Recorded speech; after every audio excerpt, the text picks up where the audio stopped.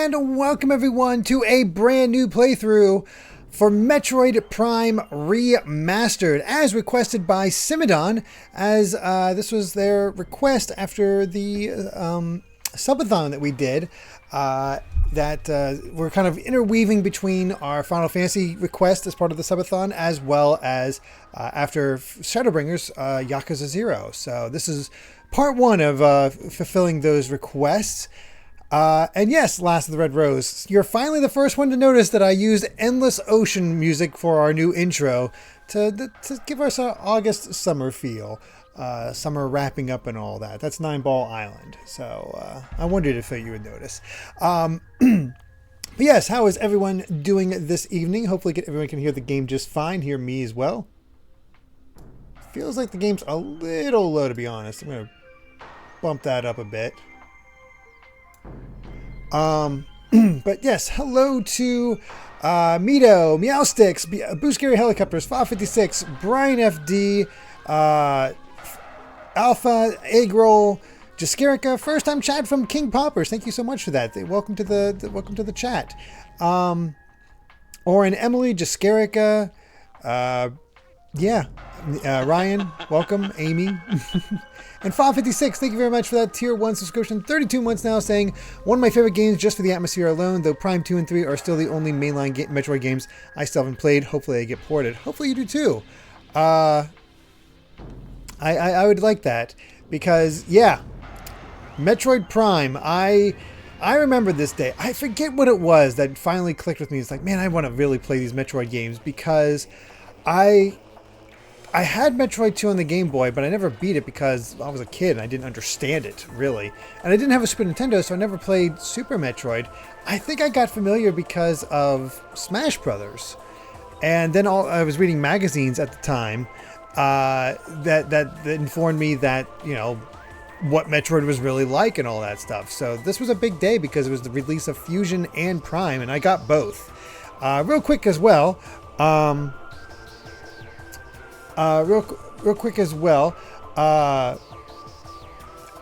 you give a shout out to, along with Amy watching right now, is the kids, so shout out to them as well. Yeah, they're watching along. They're playing a board game right now. And even that one girl, that's Amy's daughter. So yes, kids are watching, and hey, it's a game that's appropriate for them to watch. This isn't bad. But yeah, I did this is sort of the beginning of my Metroid journey. I really wanted to get back and play more of the games after that point. But yes, so real quick though, we got Chase, the oldest, who actually has gotten into Metroid quite a bit. He's played most of the Metroid games, and as soon as he found out that I actually had this, he got really interested. So I think he's going to be borrowing this from me at some point, so he can play it himself. Then we got Ryan, who is very proud of himself because he recently just beat Cuphead, and he's been pushing towards 300% completion on that, which is insane. And then Sydney, who is a Splatoon master, also that one girl in the chat. So like I think she's told me she's gotten like 30 kills in a Splatoon match before. It's like, it's ridiculous. I don't get it. I don't know how she does it. Chris Truck, thank you very much for that subscription at tier 1, 25 months now. Thank you so much. So yeah, what do we got here? We got extras highlighted. Oh wow. Got all kinds of goodies here. Gotta unlock a bunch. Hey, Metroids. That's what they look like.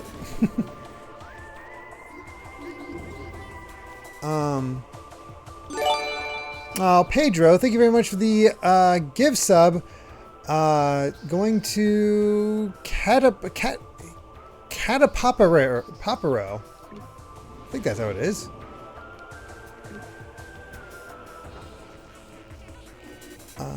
Yeah, don't worry too much about that. We got to get to the game itself. Yeah, he's been dedicated to Cuphead. It's impressive. He loves the show. That's how I actually got into it. He loves the next Netflix show. Oh, thank you so much, Chris Struck. All right. Sync control scheme using control sticks for movement and aiming. Pointer.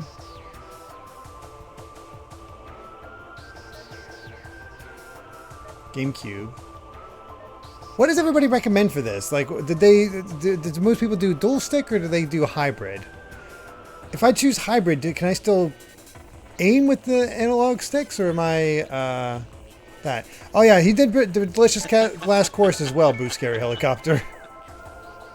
Oh, DevStats, thank you very much for the tier 1 subscription. 11 months now. Wow, thank you so much. Use dual stick. Okay. We'll try that. See what it's like. And yes, Super Paper Pokemon. This is the remaster. Alright. Let's begin a new game on normal. And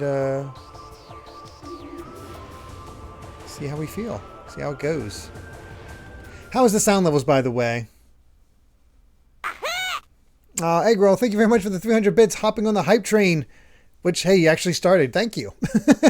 And Alpha gifted a tier 1 sub to to that one girl. Thank you so much.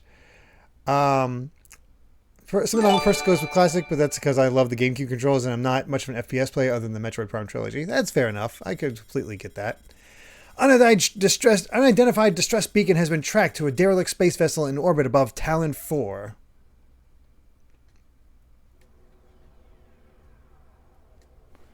And yeah, you'll have to let me know how the sound levels are once we get into this.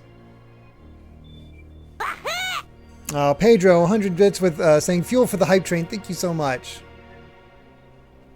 You're already at level 2.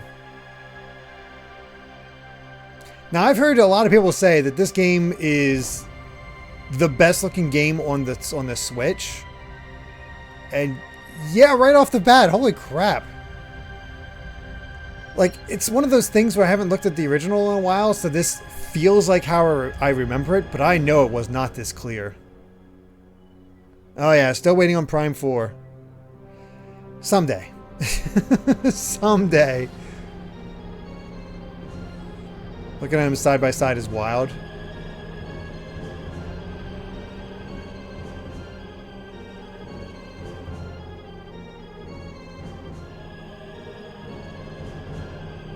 And for those curious and are not familiar with Metroid Prime, this takes place after in between Metroid 1 and Metroid 2. All the Prime games do. So it's literally Metroid, the Prime everything, 2, Super, Other M, Fusion, Dread. Oh yeah, I'm sure it's like Wind Waker, where Wind Waker still looks good on GameCube, but Wind Waker HD, Like, it just... Booting this up for the first time on GameCube, it just sucked me right in. I'm like, oh my god. Because it was just getting such good reviews. Oh yeah, this feels good. See how to lock onto targets. B to jump and swerve. Okay, yeah, these controls feel really good.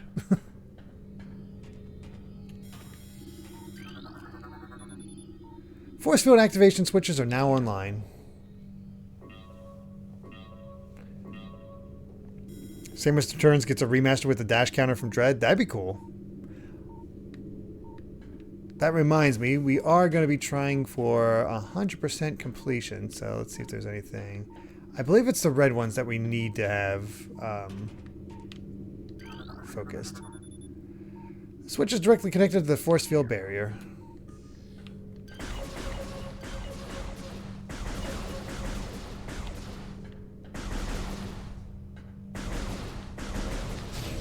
I don't even know if I remember that.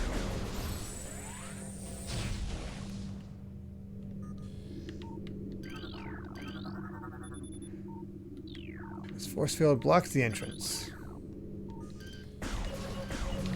Gotta look even higher. Did I know that Checker Conroy got stuck on this door during his first time playing Metroid Prime? Are you serious? I know they're playing the Runaway guys are playing through Prime Remastered right now, but I specifically did not want to watch it because I wanted to re-experience it myself, especially since Simidon had requested this. So I'm just like, no, I want to keep it fresh. I don't want to have it,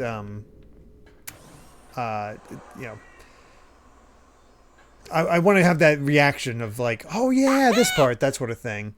Chris Struck, thank you very much for the 100 bits, saying, not sure if you knew about it, but I recently watched Chugga Conroy's video review called Chugga Sticks It to Sticker Star, and one of the clips he used was from your playthrough of it where you tried to use the birthday cake thing to heal in the Bowser fight, and it didn't work because you didn't know you had to blow in the mic and blow out candles. Yes, he spoke to me about that one and asked if he could borrow the clip. So I was like, yeah, go for it.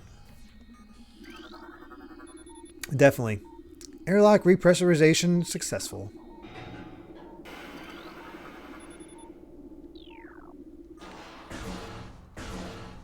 If I remember correctly, I did a lot of... Come on.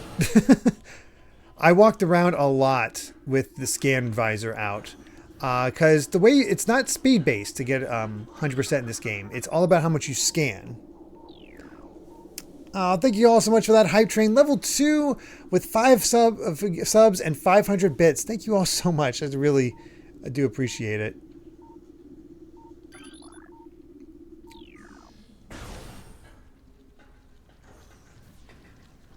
I love how just smooth this feels.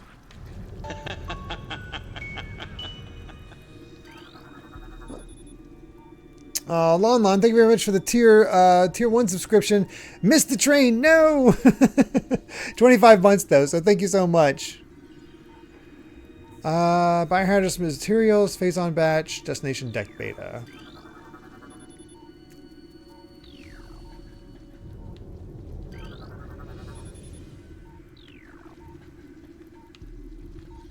Where'd that enemy go?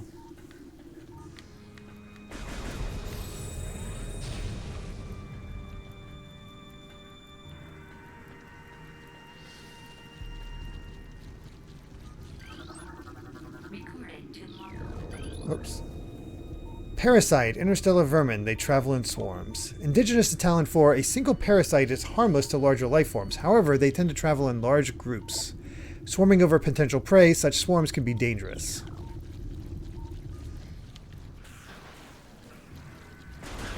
Ugh, gross. Did not work out for that dude.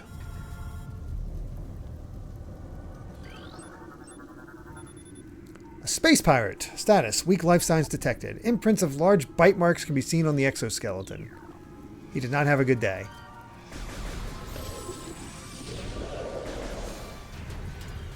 So naturally we put him out of his misery. Seems cruel.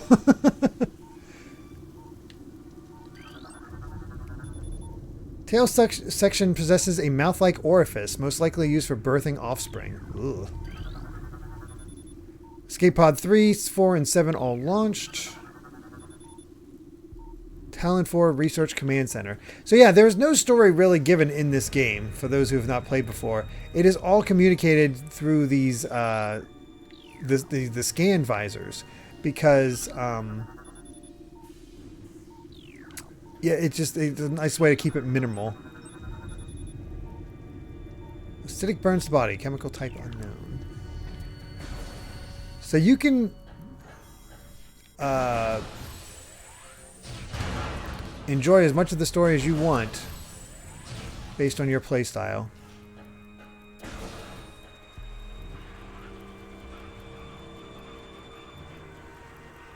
Oh, Loyal Dingo beat 16 last night. Pretty good. Nice. I am still very early in.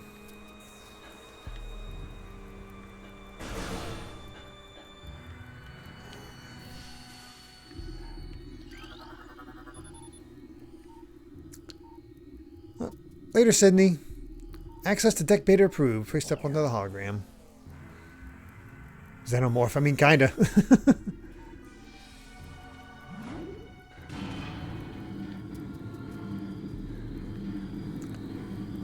Man, it really is impressive. Like, I don't remember maybe those sparks were there. I mean, I remember back in the day, just having, that sort of reflection on Samus's visor blew everybody's minds. Like, you could see her eyes.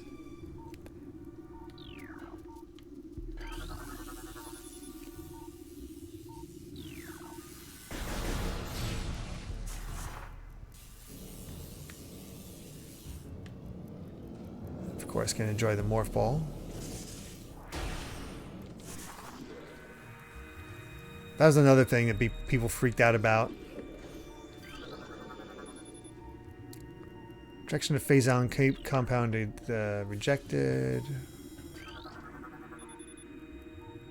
Hibernation transference Phazon batch. You okay there? Both legs of this creature are broken. Yeesh. Ow. Jerk. Oh, that's not what I wanted. I wanted to scan you.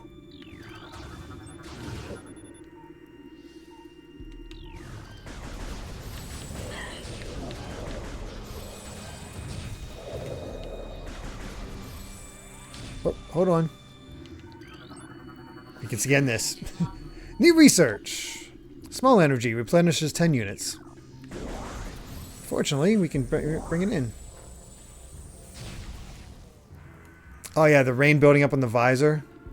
Like, there's some amazing stuff.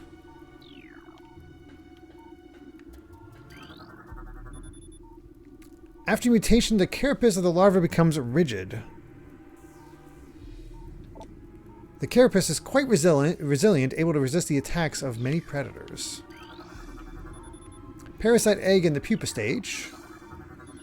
Fluid sacs in the mouth enlarge after mutation. Combat mutation applications are complete.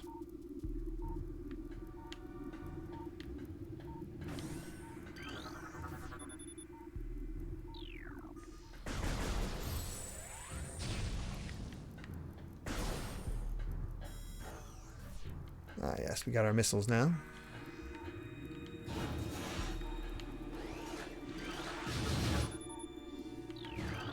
But I wanted to... There we go, new creatures. The auto turret. Oh, I did not get the map station. I'll go back. Excuse me, I'm not sure if that counts towards completion. Oh, Eggroll, I like my movie idea of how Samus was afraid of the morph ball. I mean, it's a freaky concept. I mean, it makes sense.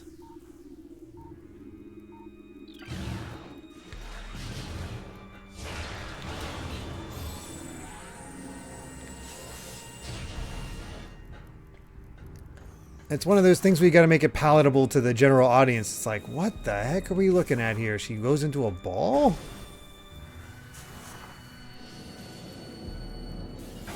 Whoops. Oh well.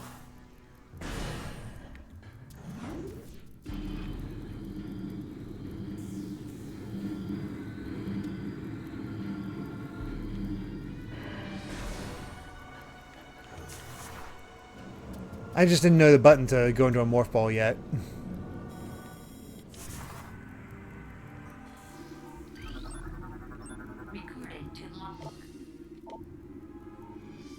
Alright. Tallon IV, Ground Zero, area secure. Crater radiation readings normal. Frigate exterior hull stable and fully functional.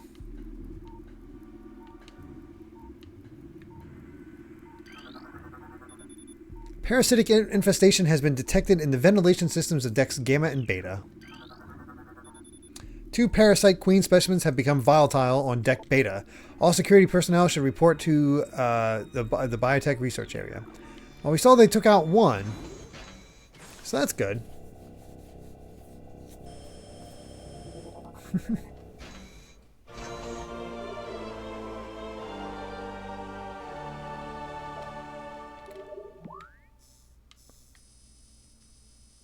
Ah, yes, our map.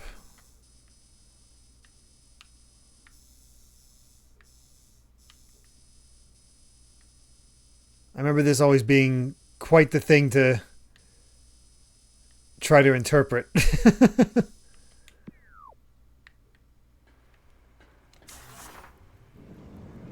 I'm pretty sure there's only one majorly missable thing in this on the space station.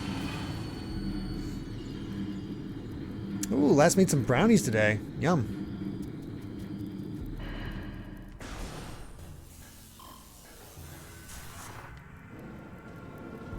Always a fan of brownies.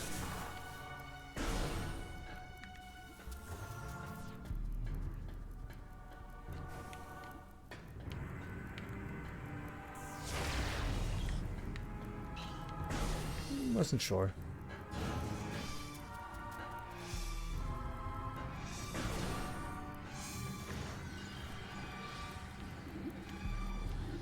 What do we got? Phase-on infusion stage 1. Parasite larva diagnostic mass. Yeah, all stable. Stage 2. Introducing mutagen into tank. Status complete. So these are the big ones. So the yellow is more fluff, flavor text. But the red ones, that's what goes into the log book and counts towards 100%. Percent. I missed it? I missed what? Egg roll. Log 9, log. Zebes has fallen. All ground personnel are presumed dead, either killed by the hunter clad in metal or in the subsequent destruction of the underground facilities. Our research frigates Orpheon, Syracuse, and Vol Paragom were in orbit at 0 hour and managed to retreat. Frigate Orpheon is now docked at Vortex Outpost. Orpheon's cargo appears to have a 100% survival rate. Metroids are healthy, but on restricted feeding schedules due to uncertain supply status. We are ready to begin research on the Metroids and other promising life forms. Security status remains at Code Blue. No signs of pursuit from the hunter. So the space pirates managed to get some Metroids off. Oh, just joking. Okay.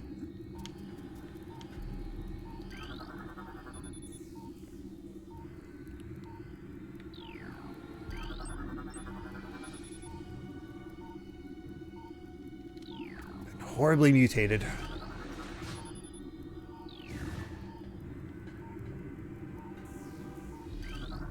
God, there's so much to scan. Oh, cell structure is failing. That's not good.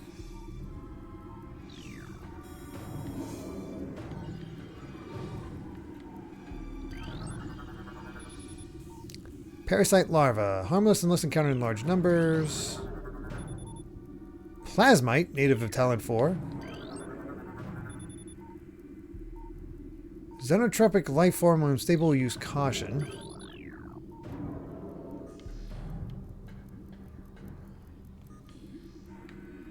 What else? Yeah, the map takes a little bit of getting used to, but it's all right.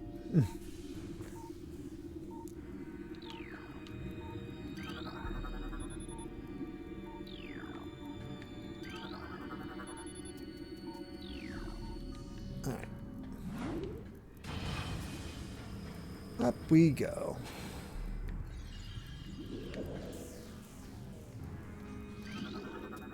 Not what I meant to scan, but okay.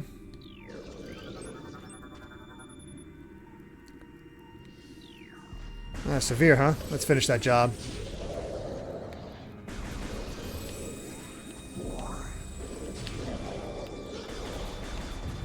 I like how they make it go... They go easy on you by having the space pirates be all injured.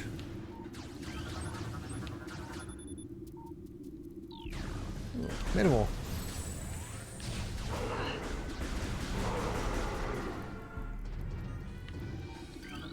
Gosh, so many.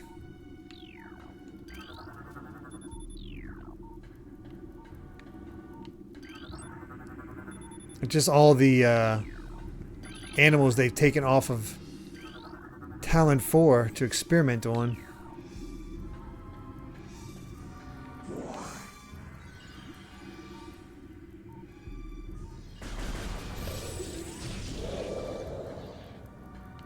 These space pirates are not having a good day. Loyal Dingo, I do not have gyro enabled.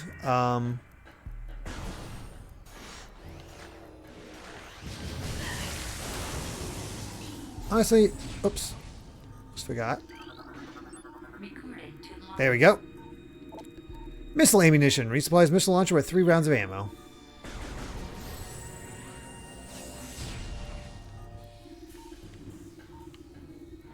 I was going to say, we need that.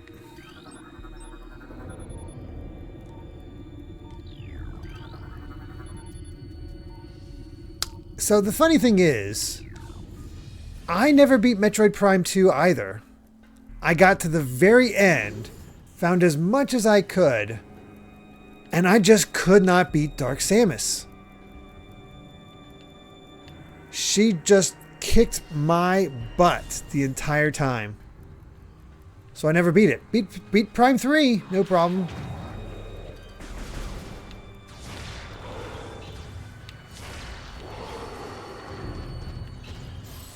Prime 2 though? Nope.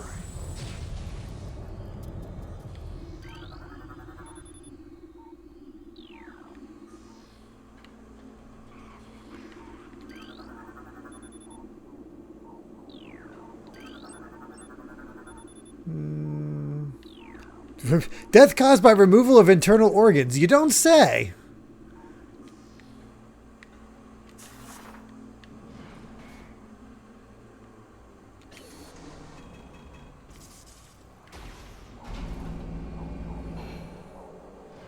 Yes, I've played all the primes. Well, except for Hunters and Pinball. But yeah, I played and beat Prime 1. Whoops.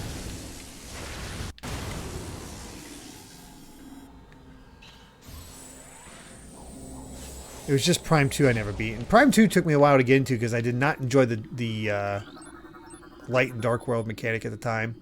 I came back to it and finally got to it. But yeah. Just took a while for me to really click. Save room. Oh, that's a scan.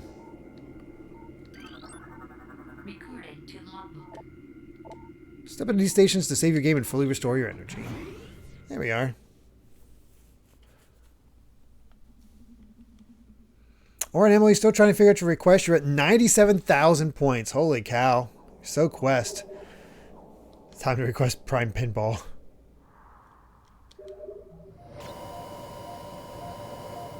Man, I hope we get a Prime 2 and 3 remaster like this. That'd be wonderful.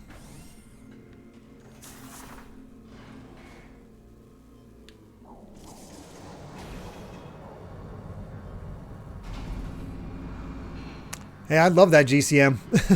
I'd be all about that.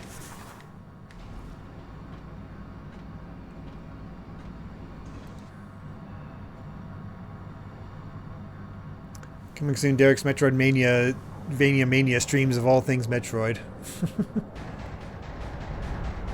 We played so many like Metroid stuff just here and there and everywhere that yeah. I don't know if a Metroid Mania will work in the same way.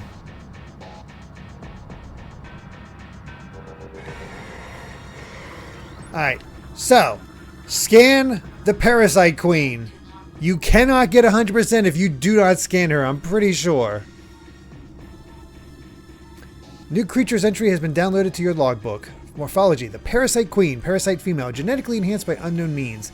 A weak spot has been detected using this creature's mouth. Use your auto-targeting to acquire this new target. Scans indicate the presence of a potent mutagen, origins unknown. Creature exhibits the ability to fire weapon-grade blasts of energy from its mouth, a trait not present in the standard parasite genome. It appears the pirates have begun a bioengineering program with considerable results.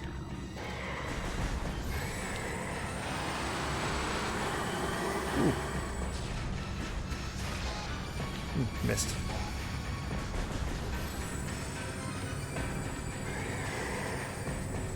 Say ah.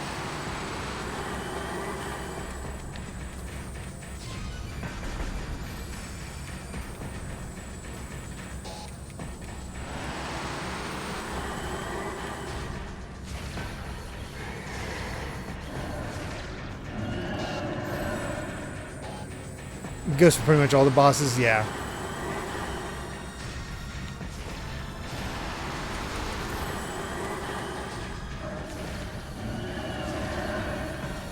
Fortunately, this is not a hard boss whatsoever. It's Or for the spectacle. Just getting a nice lava bath, you know.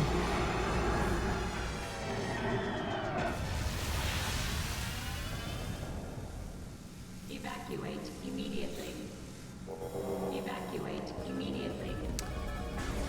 And now we need to get the heck out of here.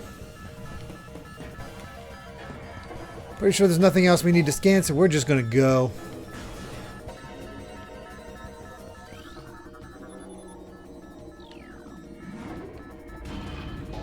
Although they do give us 7 minutes. That's a long time.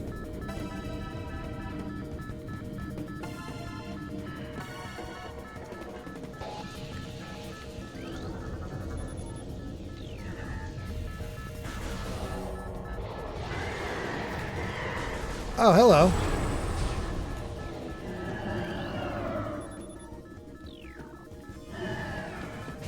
I don't know. It doesn't look very deceased to me, I gotta say.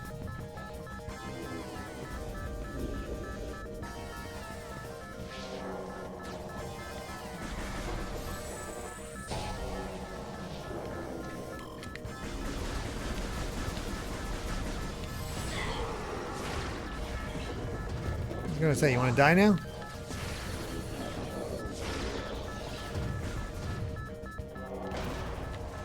There we go.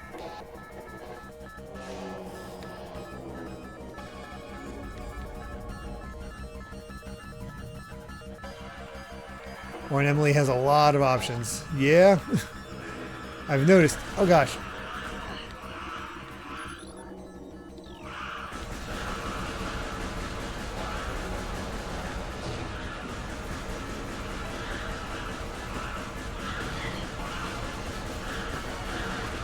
Excuse me, fellas.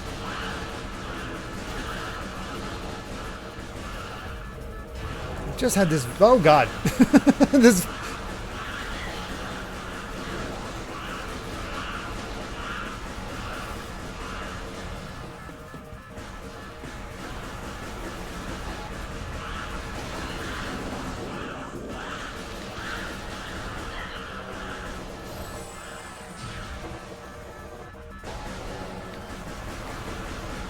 So many parasites.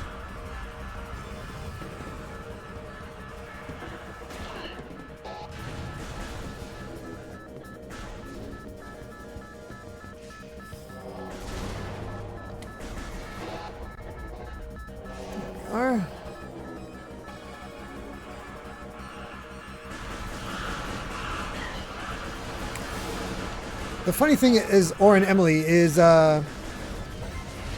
one of your games is Kid Chameleon. Is that on NSO? Because it might pop up. You never know. That could pop up on one of the game clubs.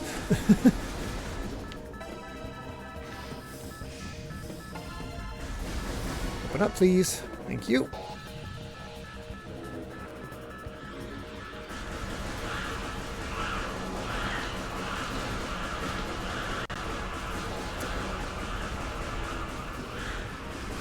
Sadly, Amy did try to play this game, but because she gets motion sick from first-person games, she could not play it herself.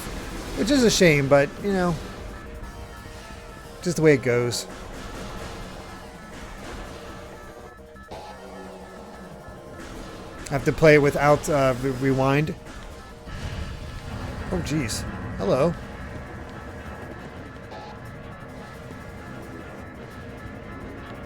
Oh, okay.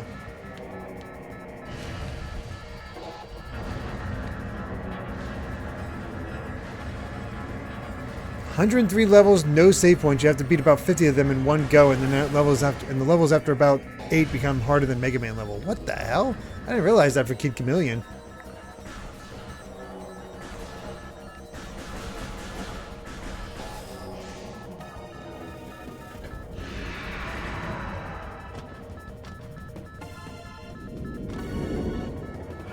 Ah, crap.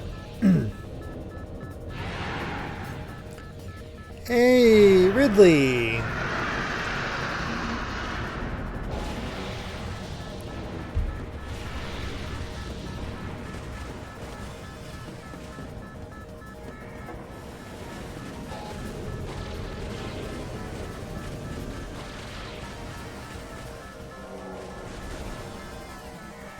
Needed to get a little fixed up after we had our last encounter. Oh.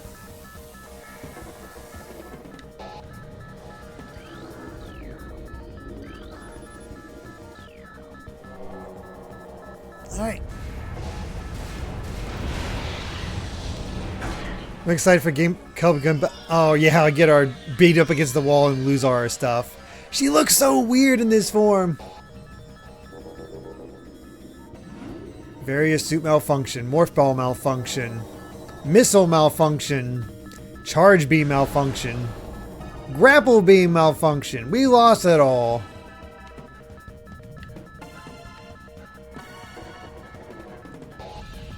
I'd say this is one of the weaker reasons for Samus losing her abilities, but other M exists.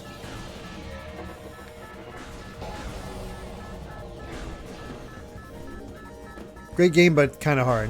I see.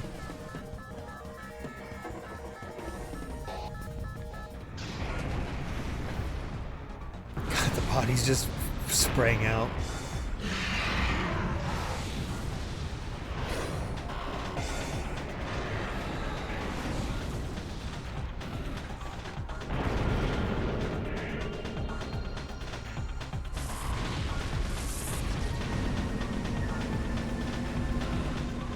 That's all the reason we need to go to Planet Side.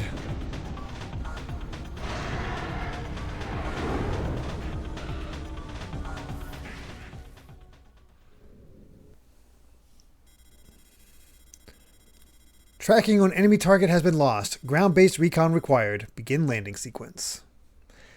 I don't know if the fusion suit's in this version, Time Sage.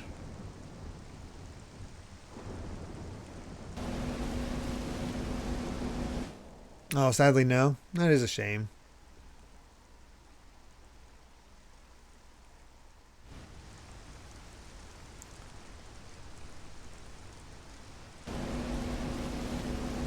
So, Mweni, I will be talking about Xevious tomorrow. That's when we're recording. And we're also going to be picking our third game tomorrow for episode 3. So that should be a good time.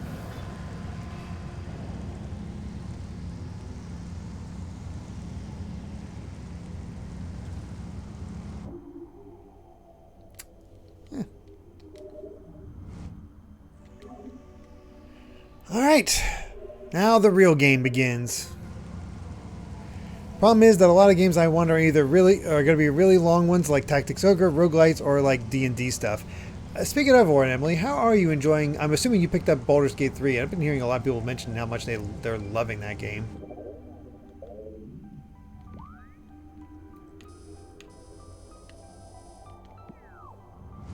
Game of the Year, really? God, it's a tough competition for Game of the Year this year.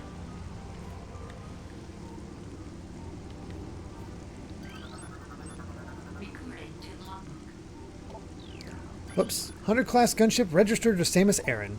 You can return to your ship to recharge energy, reload weapons, and save progress in the game.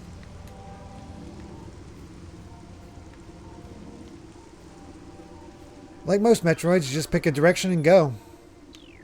Small tunnel, but can't go that way.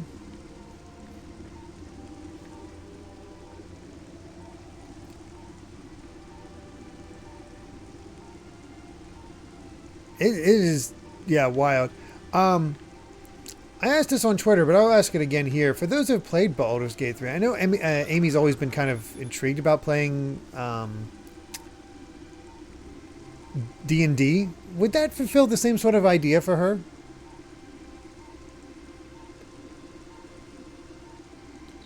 Tallon IV. Oh, it would. It would give her that same sort of a feeling. Okay.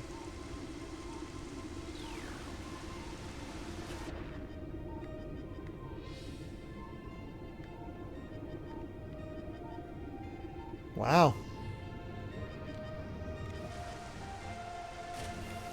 I remember my grandparents, for whatever reason, I think they got it for free, just as a part of the thing for getting their old computer, got Baldur's Gate 1. And I remember booting it up because my friends always talked about how wonderful that game was. I couldn't get into it. I just didn't understand it at all because I was so used to JRPGs. I'm like, I mean, I might be able to have a better time now, but it's like, what the heck?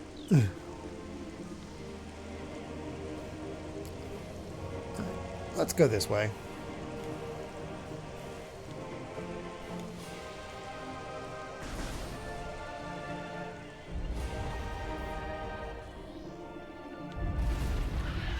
Oh, hello. Hold on. A beetle, burrowing insect with resilient carapace, extremely aggressive. The insect's massive mouth enables it to tunnel through solid rock at high speeds. Above ground, beetles can cover short distances rapidly. They attack anything that moves near their lair. You don't say.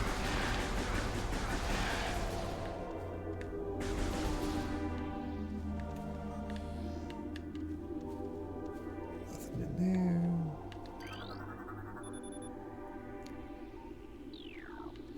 I won't be reading the little flavor text unless it's like,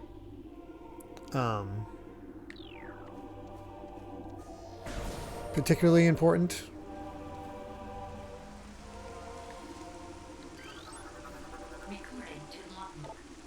A sap sac. Chemical reaction within sac produces violent explosion when agitated. Because of its irresistible odor and sweet nectar, the sap sac was nearly eaten out of existence. The evolution of an explosive chemical sac saved it. Now only brave or ingenious creatures dare devour it. Doesn't do anything. Baldur's Gate 3 is eventually coming to PC, PS3, 5, but I know it's not. I know it's just PC for now. Honestly, it'd be best if she could play it on Switch because that's just the easiest thing for her to play it on. But I know that's not going to happen. Blast cap. Volatile chemicals within this weed's toxic fungal cap may explode if agitated. The poisonous flesh of the blast cap helps keep it from being eaten. It also detonates its fungal cap when it senses even slight contact.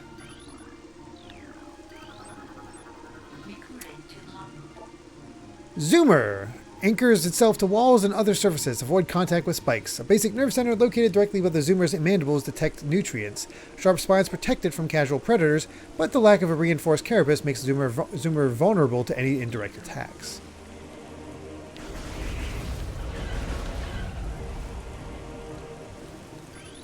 Yeah. Got you. Got you.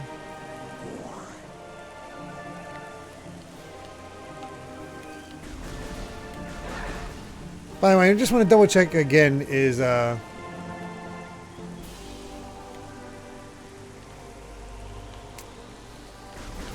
sound levels of the game.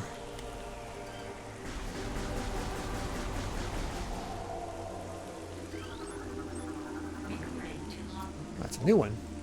A Gemer, wall-crawling mollusk with retractable spikes. The Gemer is an evolutionary offshoot of the Zoomer family. When threatened, it extends lethal spikes and retracts its head deep inside its armored carapace. Oh, really knows its stuff.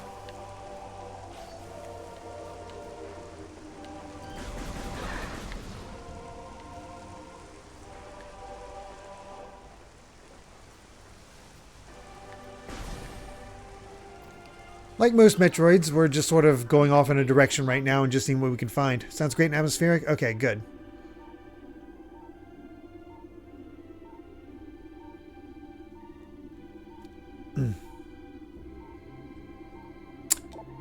A blood flower. Able to eject toxic spores, toxins are poisonous even to the blood flower itself. 3 mouth nodules protrude from the stalk beneath the flower, each with a rudimentary brain cluster and the ability to spew toxic fumes at anything within a 5-meter radius. The spores ejected from the stigma at the center of the flower are sufficient to kill this creature if they explode at its vicinity.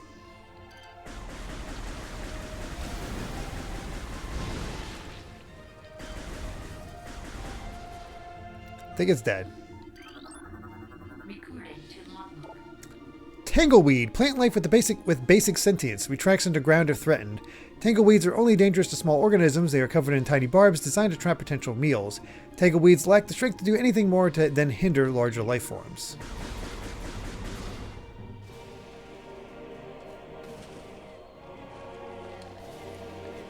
Okay, nothing in there.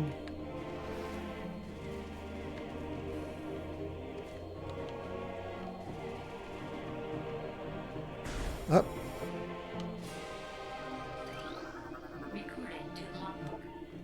Blast shield. Make sure to scan this as well because, yeah, you destroy them all before you scan them, then you're in trouble.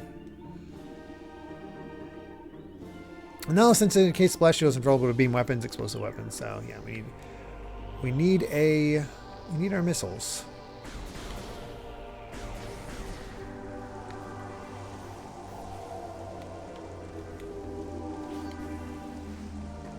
That's why it's sort of a good idea to just go in this.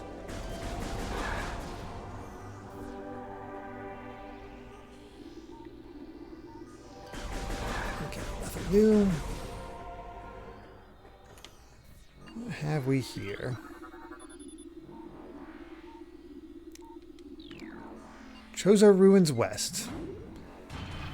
By the way, I have no idea if I'm going the right way or anything like that. And you know what? Well, let's keep it that way.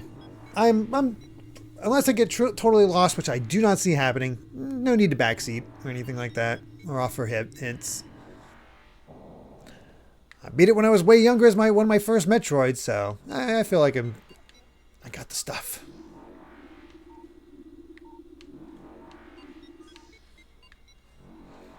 Although now I'm excited that I can go back and actually watch Runaway Guy's playthrough of this to see how Chugga's doing.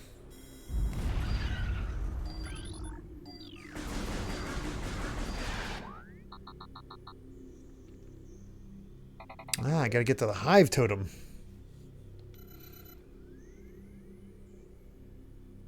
Oh, there's an auto guide. Oh, okay. I got auto guide. That's cool. Oh, he's doing great.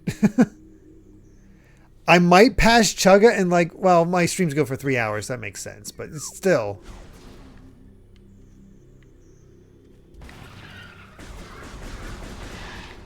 Okay. I haven't talked about much, but man, my God, this game really is gorgeous.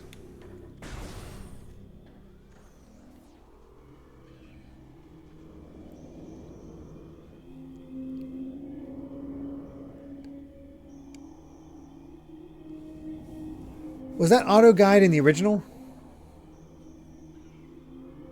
Because I thought I remembered it saying, go here for that sort of thing. Okay, then I'm just going to leave it on. Get that original experience. There is a bigger one in there. Hey, come on, I want to skin you the big one.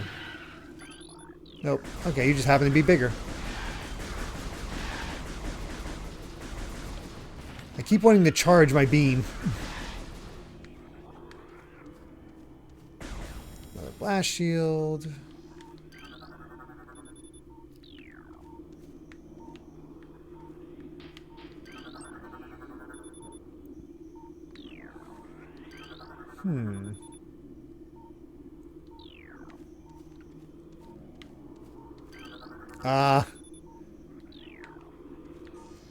We need our morph ball back and our little boost.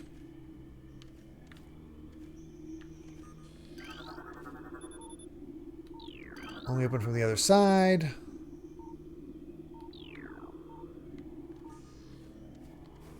Won't even tell you what the object is.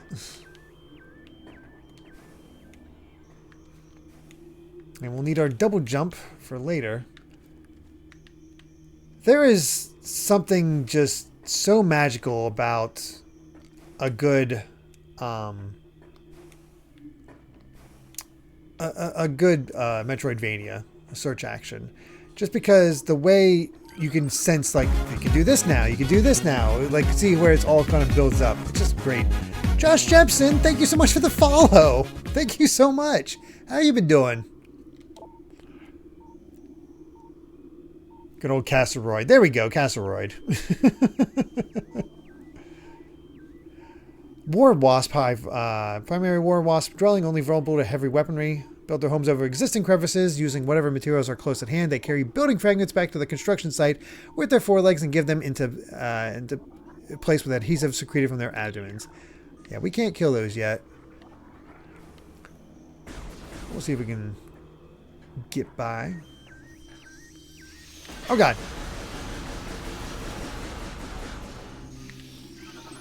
Those aren't the same parasites. Well, how you doing? How you been doing, Josh? Scarab. Exploding parasites that embed their bodies in solid rock. Scarabs think nothing of sacrificing themselves for the safety of their swarm. When a hostile life form is sighted, they block its progress by embedding themselves in floors and walls. Embedded scarabs violently self-destruct when threatened. I noticed. Fortunately, they give off a lot of health. Oh, I can't go that way. Bummer.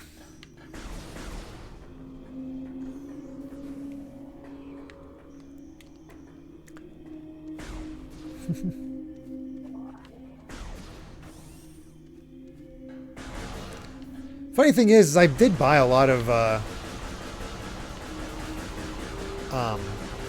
search action games for the series that was supposed to happen. Unfortunately, that series didn't take off in the way I hoped for the amount of work it took. So I canned it. Whoops. An ion, immobile organisms entirely composed of ocular tissue, capable of launching sustained energy beams when active. The ion is sensitive to light and will close shut if a bright flash ignites nearby. Yeah, you just stay down. Oh, gosh.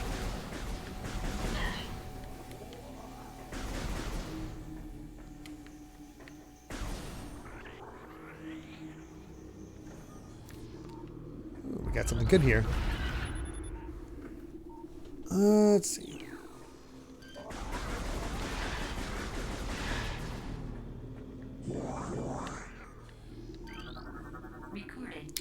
Chozo lore downloaded. Hero Chaos Chalice slides in. Metroid Prime, you say? Indeed. My first time playing the remastered version. I played the original back in the day, of course, but I haven't gotten to the remastered yet. I chose Resident Evil 4 over this one when those two games are out. Many long years have passed since we Chozo first took root in this land. The passage of time has always been a source of fascination to us. It is the belief of many Chozo sages that the truths of the universe hide within the tumbling currents of time's flow. Even as we search for answers there, however, we find illumination in other unexpected places. We know not how the ability has come to us, but recently many Chozo have begun to sense things beyond the realm of ordinary perception. Strange sights and inexplicable sensations flood our minds, filling us with visions. We take this growing ability to be a sign of our burgeoning harmonization with the infinite. Perhaps, finally, the universe's secrets are becoming known to us.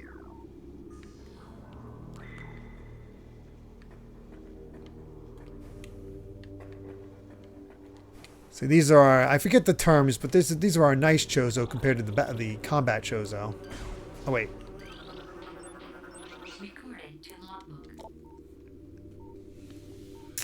I wouldn't mind getting back to 2 at some point. Like I said, I got through all of 2 except for the final boss. The final boss got me stuck.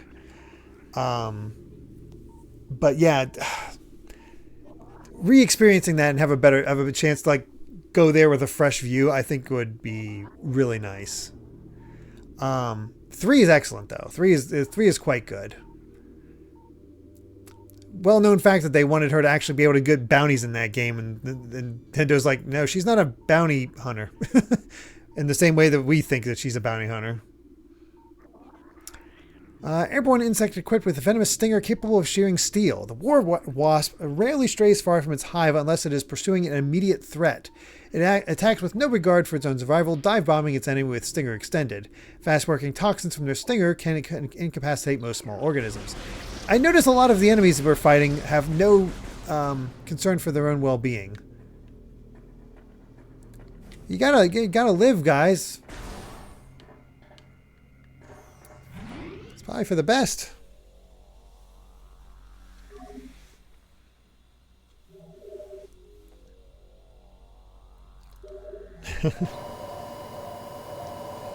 I get the typically I don't worry too much about backseating. It's when somebody gets truly lost. That's when I'm like, oh. So, you know, a typical Game Grumps playthrough.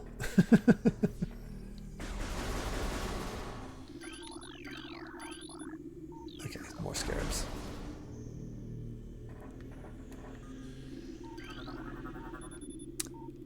Chozo sculpture crafted in honor of Tallon IV. If I don't know the game, it doesn't bother me, but if I do know the game, it's like, oh god.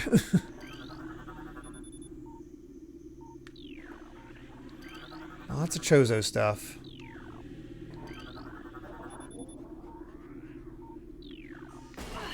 Ow.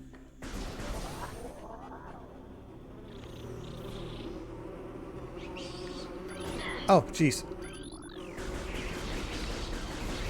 Sure wish I had my missiles at this point.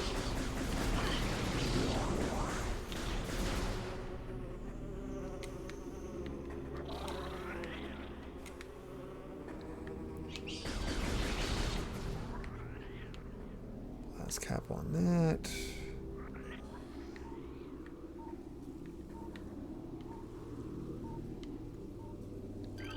Nothing else to really scan.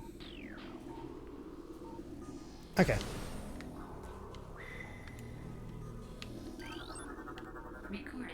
Alright.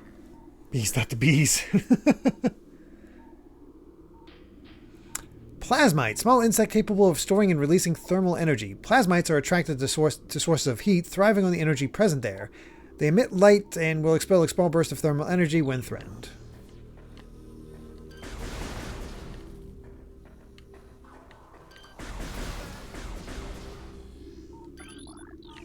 Tangleweed.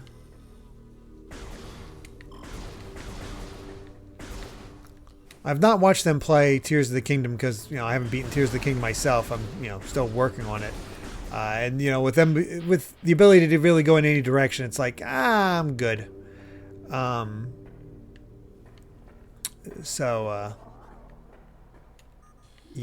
I haven't watched that, but I can imagine there's probably issues. Probably. Oh, I'll definitely skin the bosses, Darth Chrono.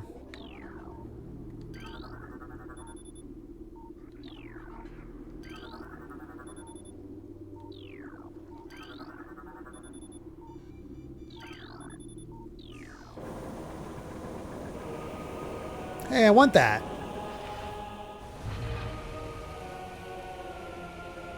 Ah, cool. Aaron likes blowing himself up a lot.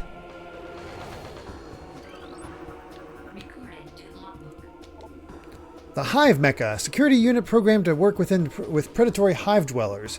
A design flaw makes the shielding on Hive Mecha weak around their access ports. These units are second-generation combat drones able to interface with organic units at a higher level. They train, shelter, and work with hive-dwelling predators. Unarmed, they rely on their hive beasts to handle any threats.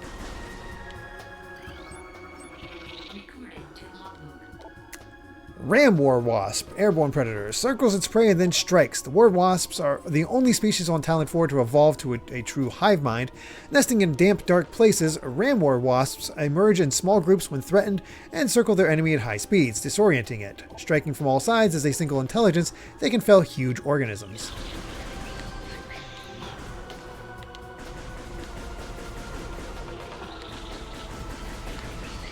Up. Where are you?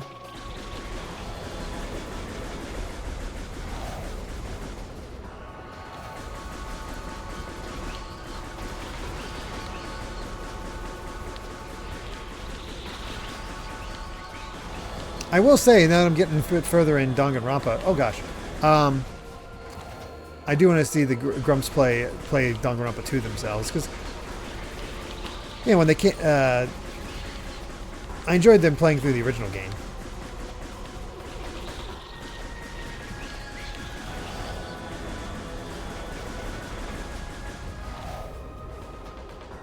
Next. Capcom should make more Okami games. Be nice. Don't see it happening. Oh god.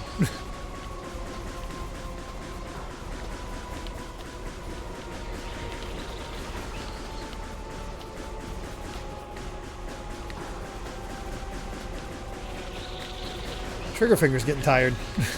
Oh god.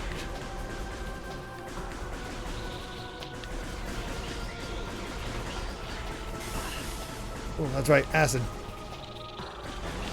There we go. Sheesh. We did it!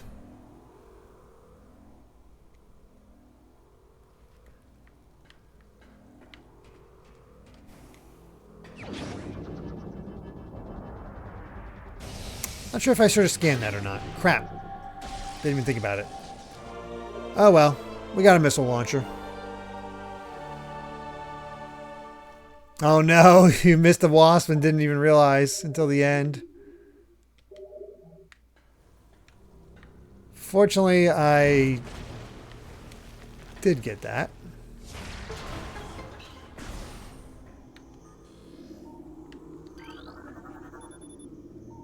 Okay, so missiles I'm sure would be the same way where I don't need to get it. But hey, more health.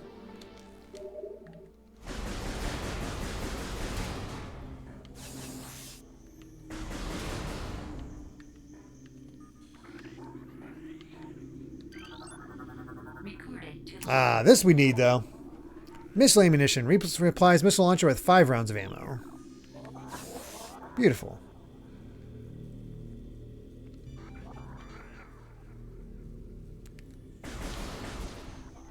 Oh, can't go this way. We need that morph ball. Forgot that this is another one of those games they like made you wait for that morph ball. They gave you that tease, but then it's like, nope. No morph ball for you.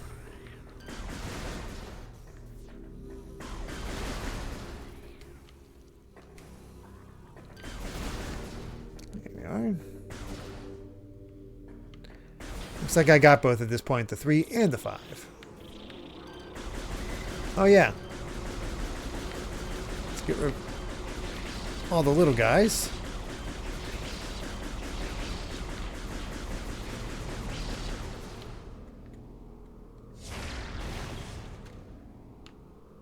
Think that did it? Can't exactly tell, but that's fine. Oh, map room. Yeah. Let's get that map.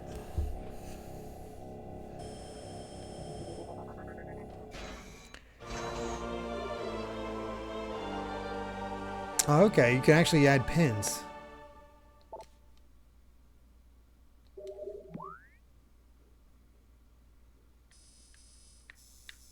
There we go, zoom.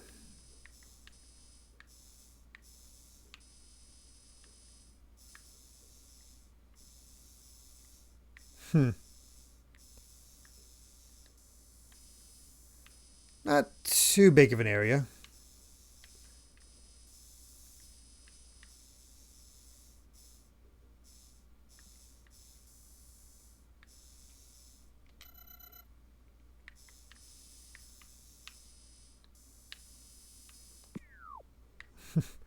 It's a little weird to control the map for some reason.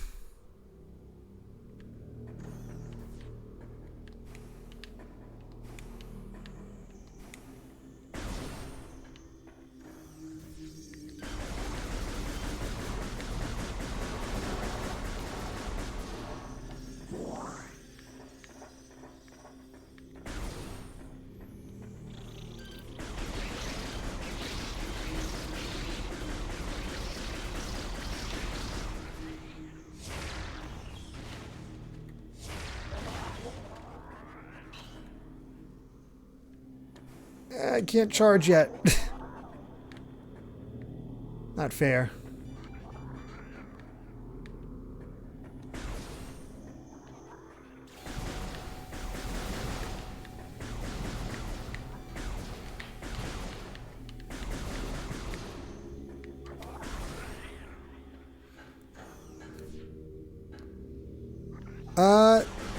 No, you don't need to tell me if I missed a missile expansion or lore log.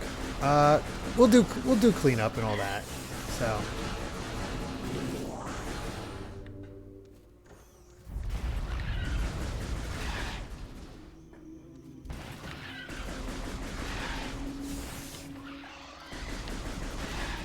I don't want to have to be constantly checking in with you guys. It's like, did I miss something? We'll just go. I've heard, Laurel Dingo, that Batman versus TMNT is actually really good. Even the comic book.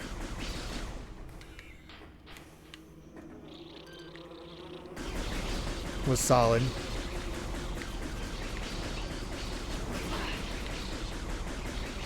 I'm not a fan of you guys. Let's get rid of... Okay, you stepped right in front of my missile. Thank you.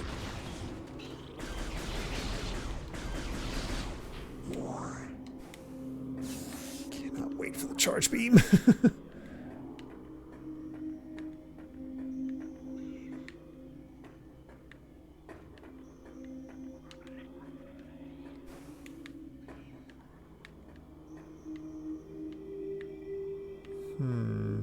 Up there.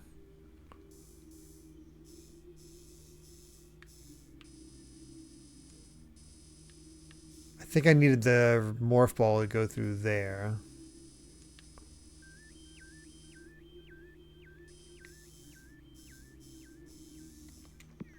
Okay, we're basically just heading back to the elevator.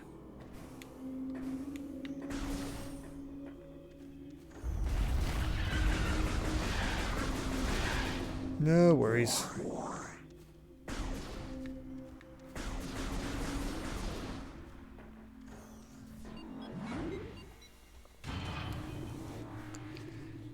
Love the fact that everyone hates the way Batman eats pizza at the end of the movie. What? That's weird.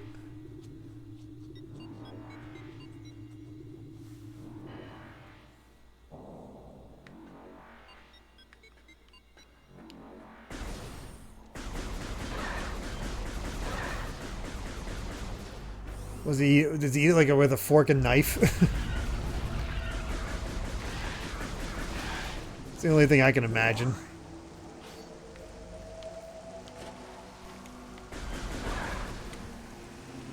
Oh, that was a bad jump.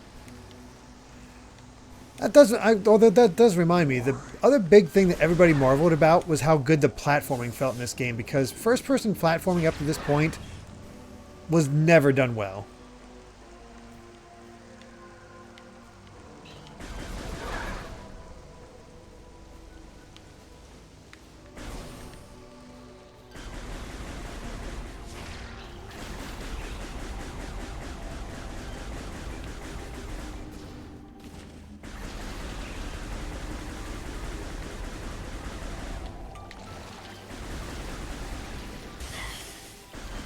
Okay, backing up.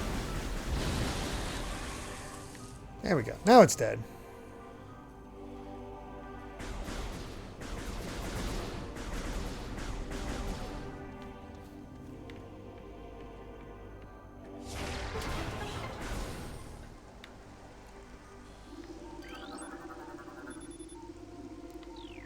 Apple bean spots. Got a Geemer. More Geemers. Sup, Geemers? Guess we're going down.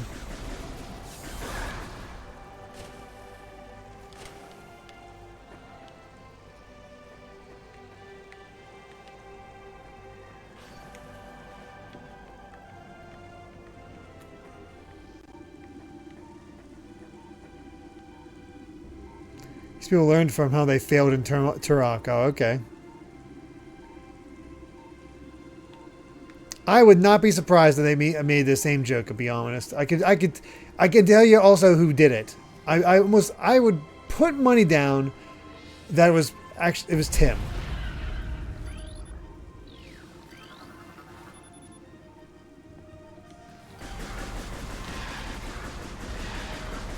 Chuck would be my next guess, but for some reason I feel Tim would be the one.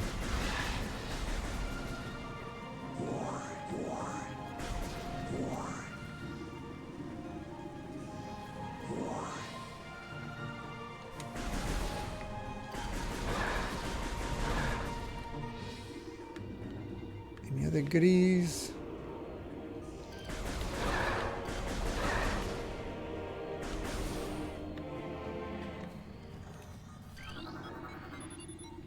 Ah, Magmore Caverns already.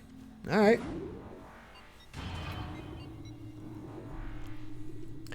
The only games you haven't played are Prime Hunters and Federation Force. The only ones I haven't played are Prime Hunters and Pinball. Fortunately, Hunters isn't really that necessary to play.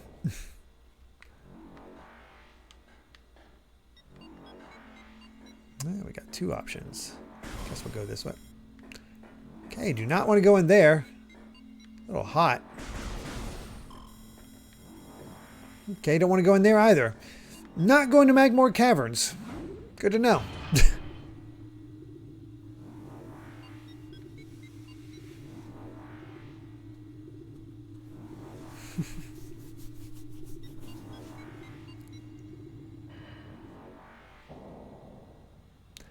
I mean, it's kind of like other Metroids where you can still go into hot places, just there's certain sections you can't go into.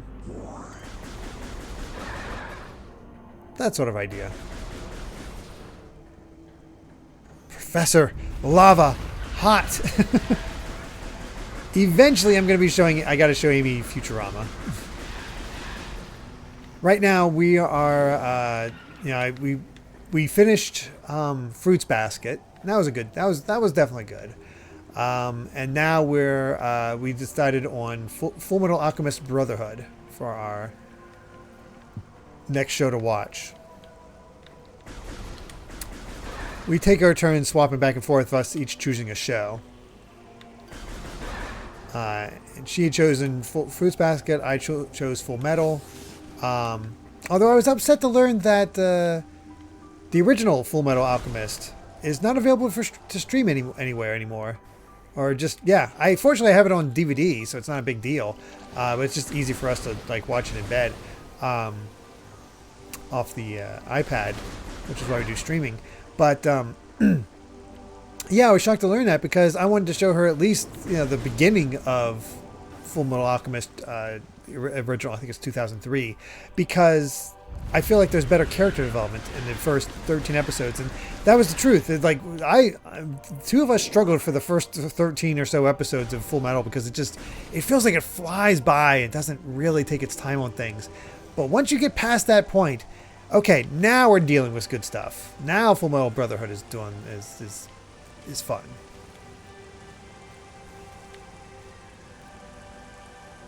God, the rain.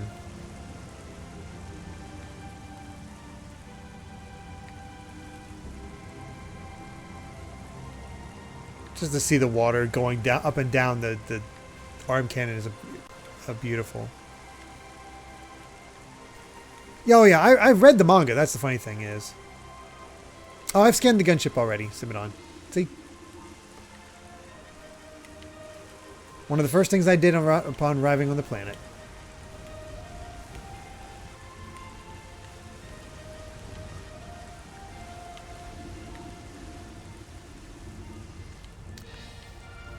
Yeah, I think a while back Netflix pulled it. And Funimation doesn't have it on. Doesn't have it, so... Out of luck! A seedling, plant-based ground feeder. Dorsal spines can be ejected in self-defense. Exactly a whole lot of info there. Alright, clear the way, clear the way.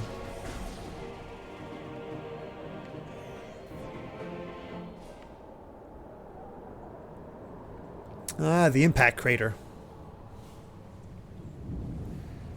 Brotherhood accomplishes in 10 episodes what 2003 took it about 25 to do. True, but you feel more for the characters, I feel. And that's why I will always have a soft spot for the original Full Metal Alchemist. I have not watched Jujutsu Kaisen or Demon Slayer Rafa Cast. I'm not sure what we're going to be watching after Full Metal, though. Space pirate encrypted data decoded. Field team reports are in on an age structure of alien design built on the surface of Tallon IV. Studies show this structure projects a containment field.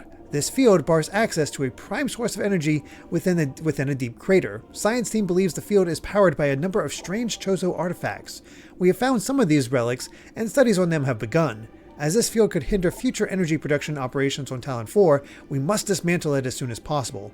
If this means the destruction of the Chozo artifacts, it will be done.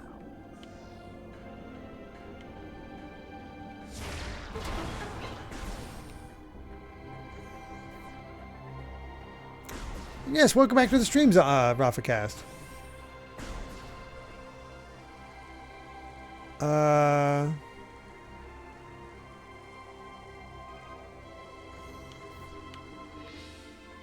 I missed one of the things, but that's all right.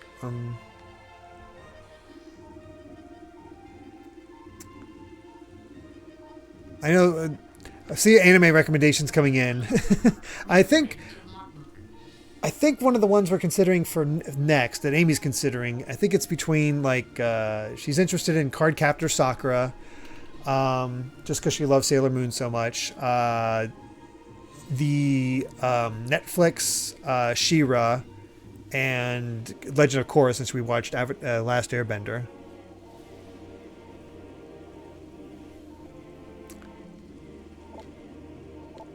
The containment of the great poison. This task has fallen to the Chozo, and we will not flee from our duty. Even as we suffer with the land and its creatures, we will pour our will into the 12, the artifacts which form the lock that holds this great evil at bay in the depths of the planet. This lock must stand up to all who might come to assault it. To preserve the power of the seal, and to protect it from those who would meddle for their own designs, we will spread the artifacts across the land, hiding them from prying eyes. The lock must never open until the day comes when this disaster can finally be put right.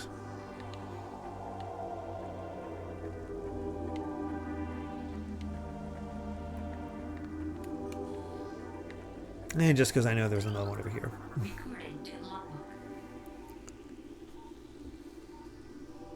Oh, everybody's saying Cardcaptor Sakura. Oh yeah, she's interested in Dragon Prince as well.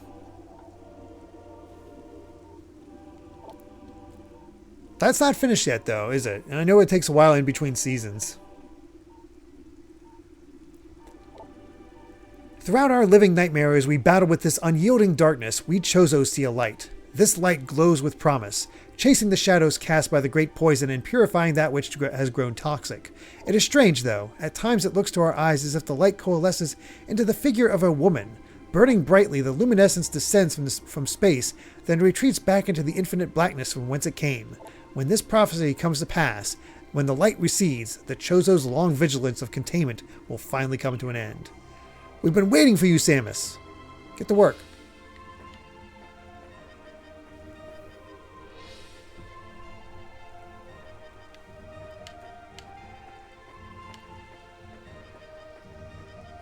We have watched Spy Family. Waiting for the next season. I don't know when that's going to be. I think they're making a movie next.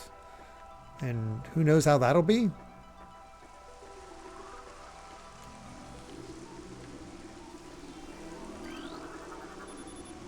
Our first Chozo artifact. Collect it and then scan the totems here for clues on the locations of the remaining artifacts. Together, the artifacts will open a path to the center of the impact crater. This is our overall goal for the entirety of the game. I like most animes, Rafa Cast. I really don't have a genre that I stick to. This is the Artifact of Truth, the first of 12. Scan the totems here for clues on the locations of the remaining artifacts. Together, the artifacts will open a path to the center of the impact crater.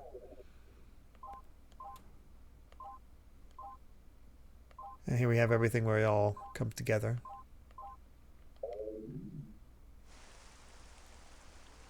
If I scan these, they'll be just stored for us at all times, right?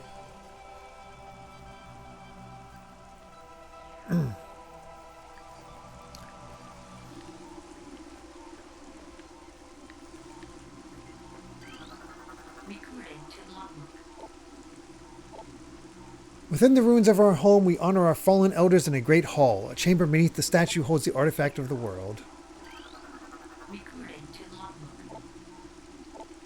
Sun Chamber, high atop our ruined home, became the nest of a great beast and a source of corruption. Many Chozo spirits have been drawn to this tainted place, released their bond to the world to claim the artifact of Wild. The heat of Magmor was a test for many warriors. A shrine in their honor holds the artifact of strength.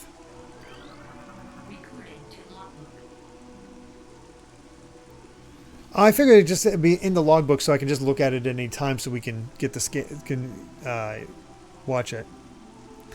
Amy doesn't like really gory stuff, Colex. And I know Full Metal definitely starts out gory, but she has to... Fortunately, with me having seen it before, I can give her warnings. Like, she doesn't care about spoilers, so I went ahead and told her that, you know, the big deaths, so she wouldn't get blindsided and upset and too attached. So it's better for her to, she enjoys it more that way. Grove.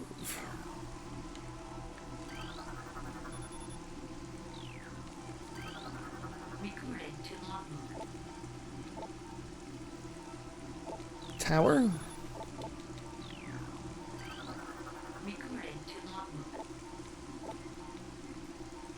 Vendrana's Edge.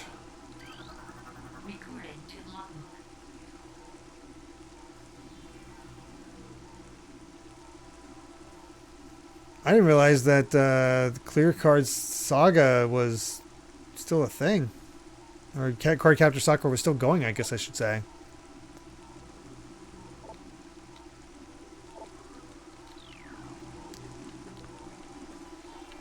I don't think that was 12, but I think that's all of them I can see so far. Oh, I think that's because the pirates have the others.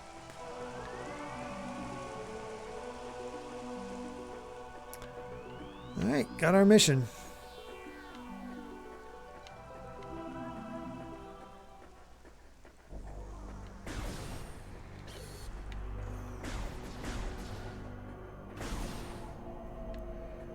Last, Amy does actually want to watch live action One Piece with me. Brandon and I still haven't decided, figured out what the heck we want to do about live action One Piece. What do we halt our progress on the manga and just talk about that for a couple episodes, or I don't know, because I'm pretty sure they're going to be hour-long episodes.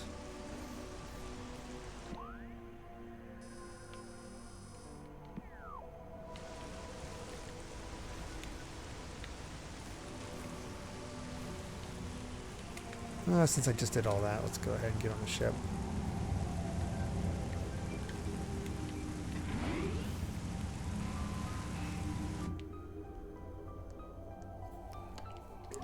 Two episodes for one podcast per month? I don't know.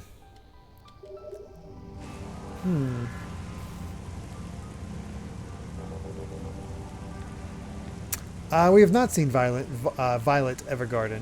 I've heard that one's pretty good.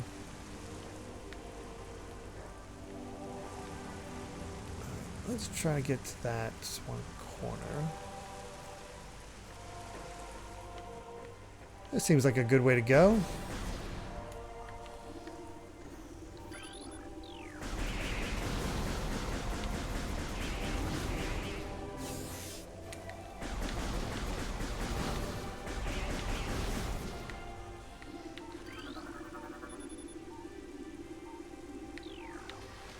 Of course, there's a way to go underneath.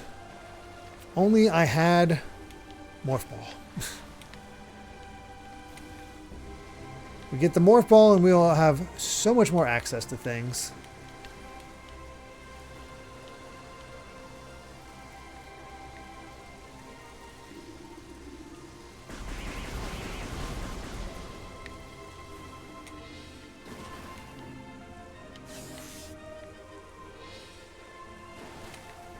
Oh, I can't go this way because I need Morph Ball. Okay, never mind.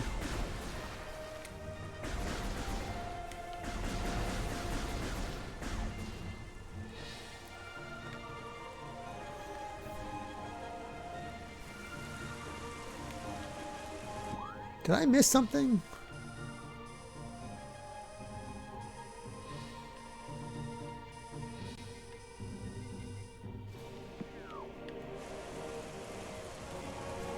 There and up there. Okay.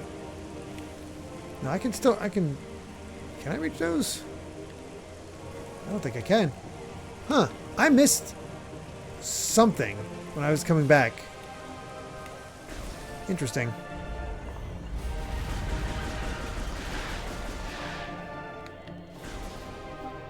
Well, at least we got all the stuff for the Chozo lore and the keys and whatnot.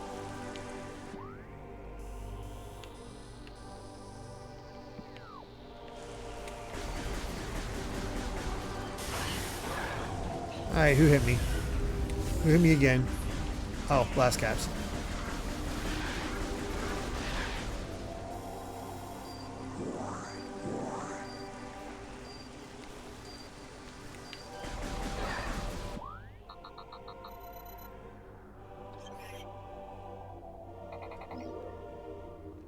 Oh, I think it's like, I think it's saying, hey dummy, go this way.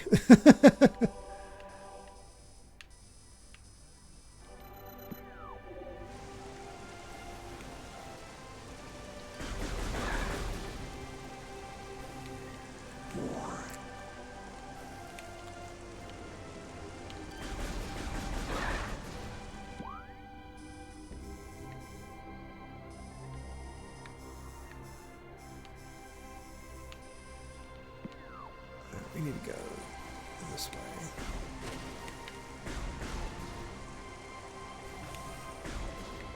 Nah, the hints are probably fine.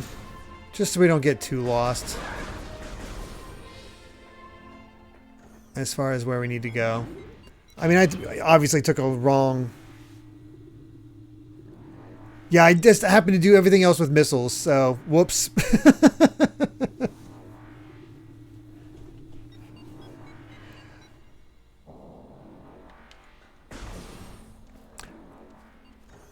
The game will backseat and be like, hey dummy.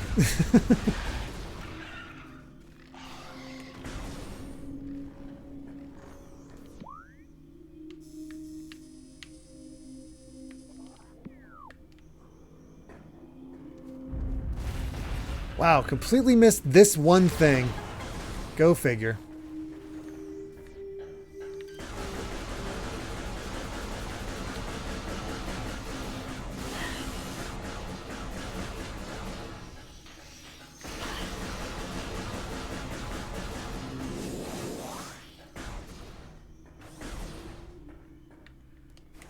Okay, I have a... Yep, there we go. Now we're getting our morph ball.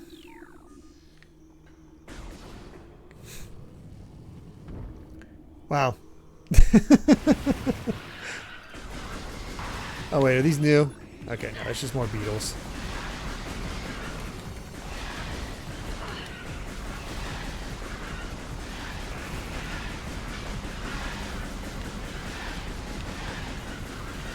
Excuse me, fellas. No, so excuse me.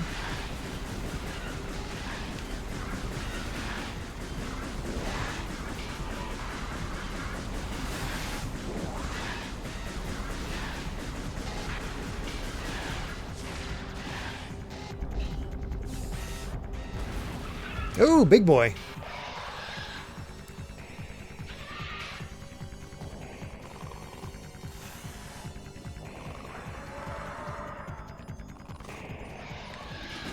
Ow. The plated beetle, well-armored burrowing insect, vulnerable only in the rear abdomen. Creature's thick cranial plating can repel frontal attacks. This gives it an advantage in combat, allowing it to make ramming attacks.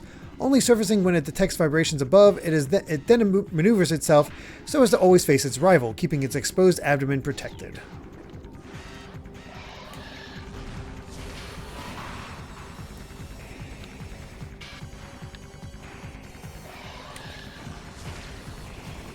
Dang it.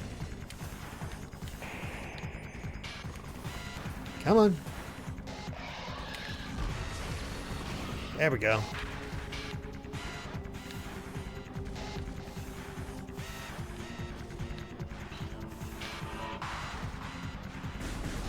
Anytime now. Anytime now.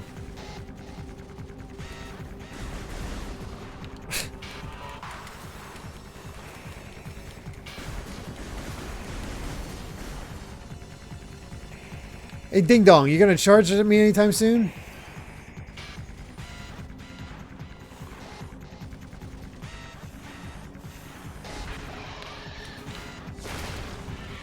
Thank you.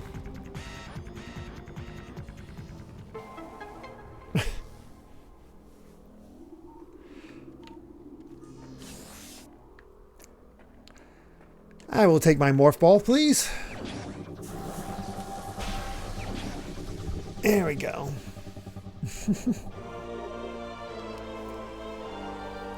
It's so funny, I just completely botched that. I mean, as far as where I needed to go, that's all right.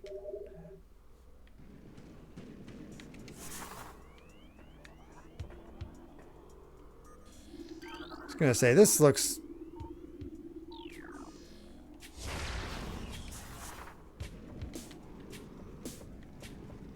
I don't have the bombs yet. Oh, that sucks.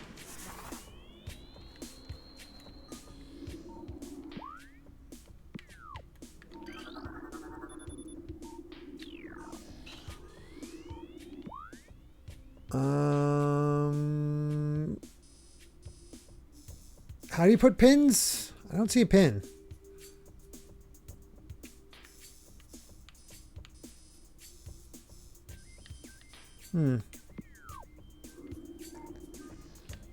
Oh well.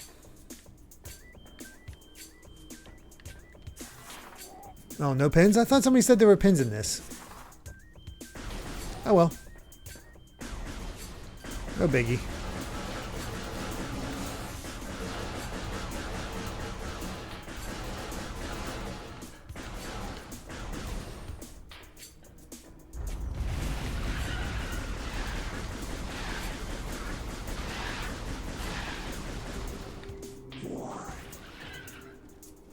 Now becomes the question.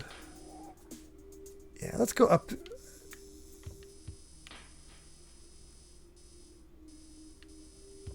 Let's go around this way.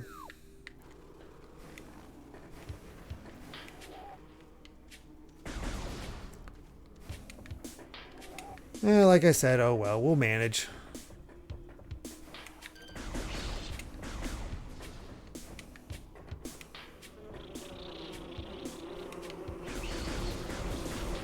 There's a point in every Metroid where you're just like, I'm not going to bother with the enemies. I'm just going to go.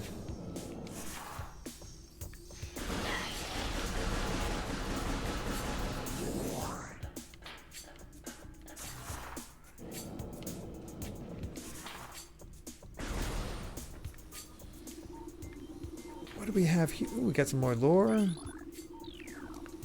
plasmites.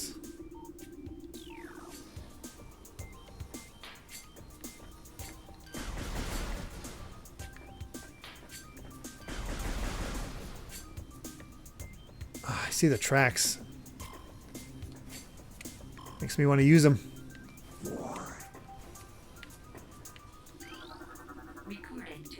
Chozo lore.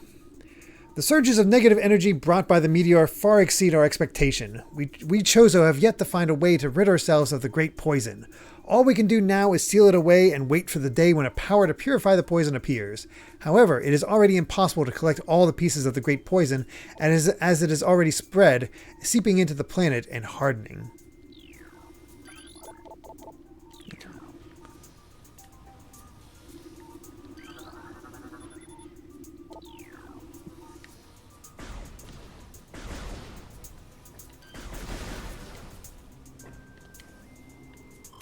Oh, shoot. That was a bad jump. Horizon Brave, the first time we saw an alive chocobo in the games was Dread. Shriek Bats, territorial ceiling dweller.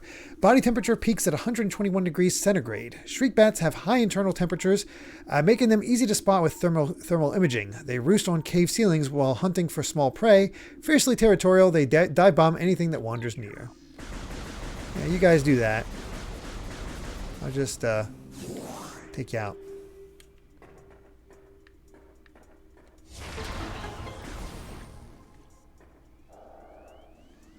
Oh, did I say Chocobo? Oh my gosh, yeah, Chozo. We were just playing Final Fantasy. Give me a break.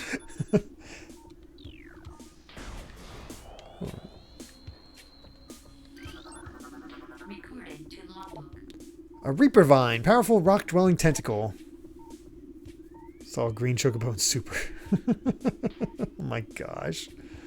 They're all birds, right? A single eye upon the Reaper Vine keeps a constant vigil, but its vision is limited to 10 meters. A scythe-like appendage on its tip is honed to lethal sharpness. The Reaper Vine will swing this blade wildly at anything that enters its zone of perception.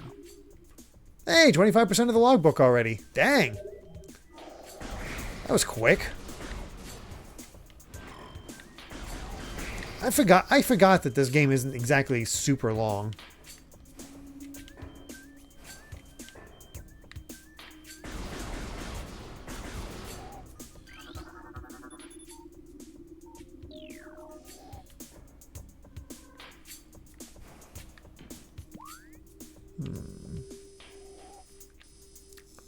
Which is the better way to go?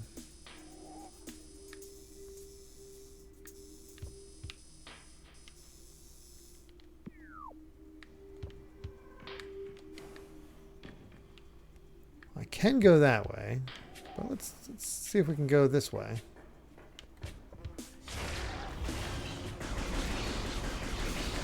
Actually, I don't think I can make it there. Oh, I can scan that at least. The large energy replenishes 20 units of energy.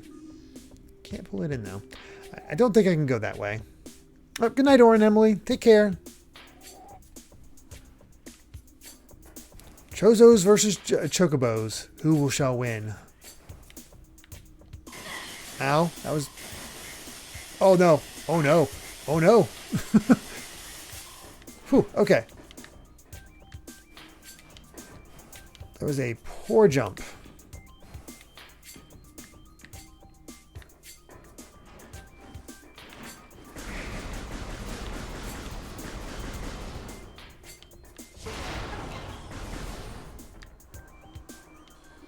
All right. They're just showing off with that condensation.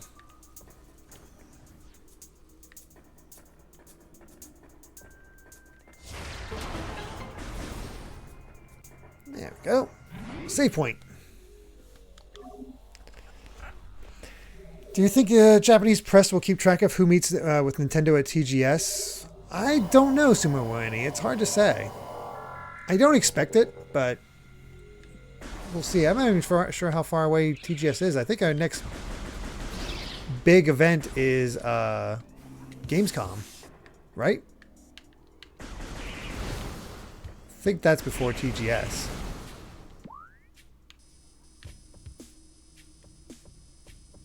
Yeah, we'll go this way first.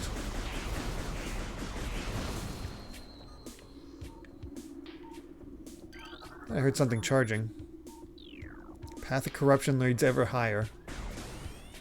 Okay.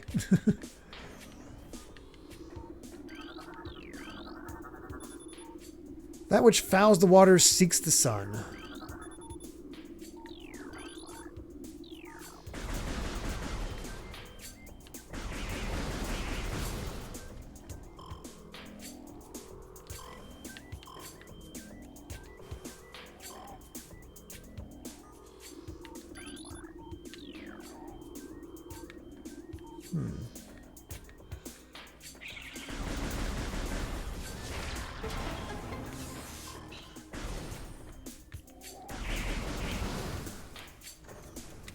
I just love how smooth this all feels.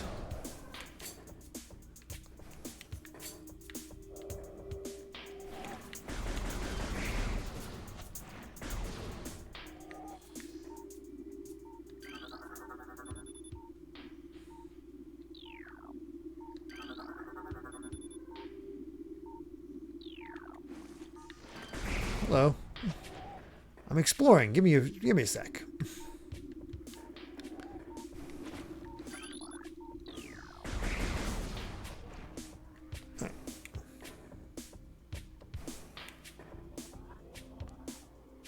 GCM, I don't think we'll get the next console from Nintendo at TGS, or the reveal of it.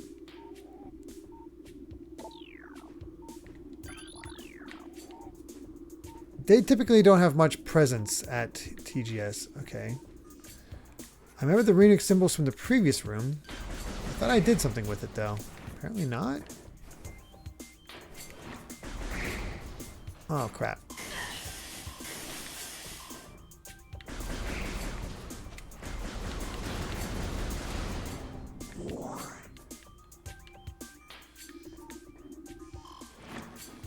Hello.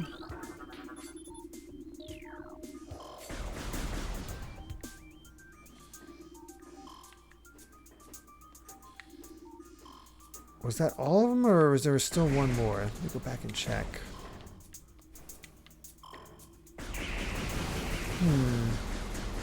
Hey, Soulcaster. How's it going?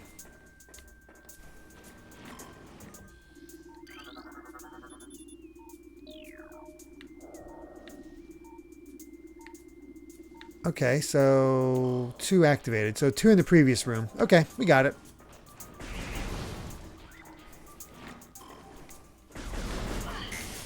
Ow.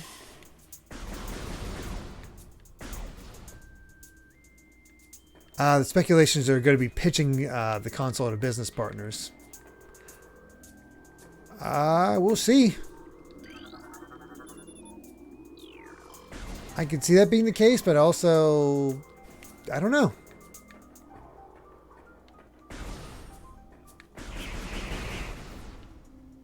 I need to get up over there. That was a failure.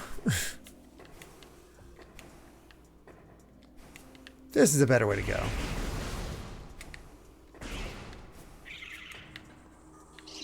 Oh, help. Shriek bats.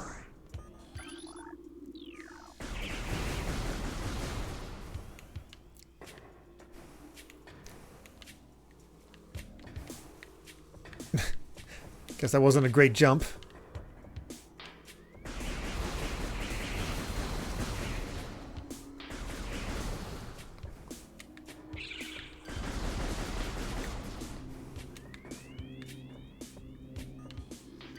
What we got here?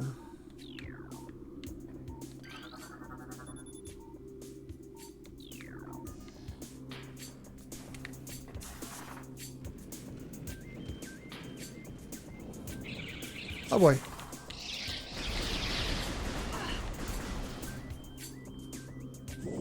Oh, each room has its own set of runic symbols. Oh, okay.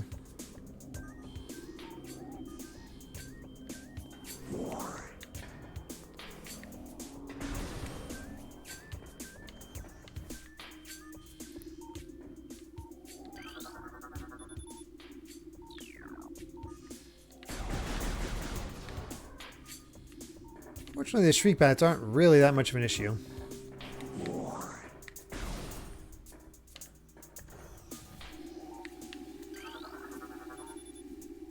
God, I can't wait till we have our bombs.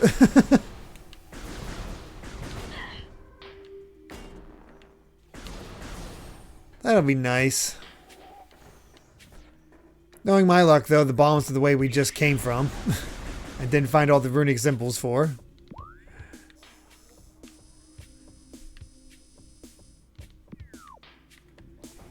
You know how it goes.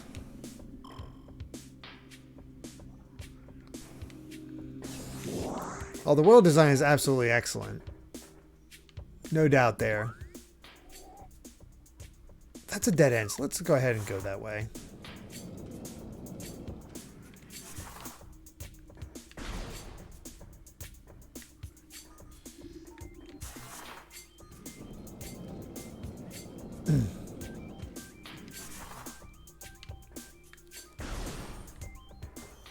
Ah, yep, this seems important.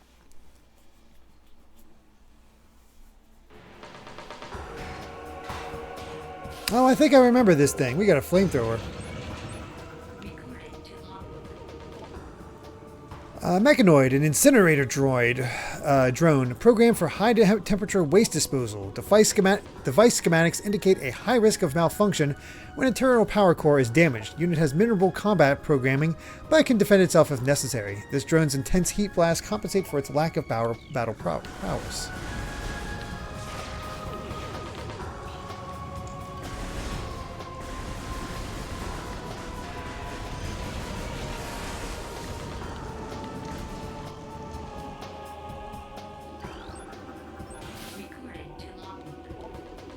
The barbed war wasp, airborne insect with the ability to launch its stinger at its prey.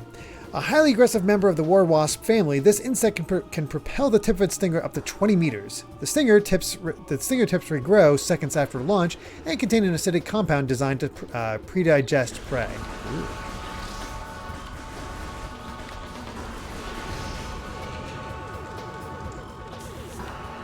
I'm just gonna...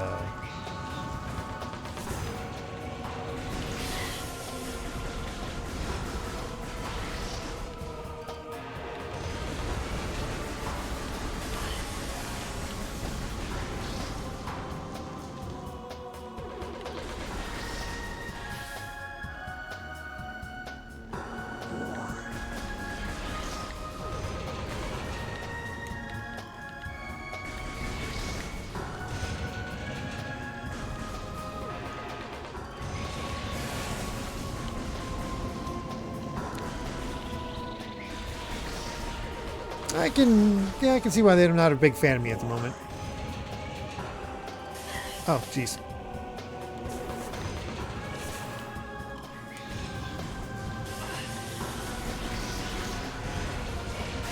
There we go. Get rid of all that. Don't be pre-digested.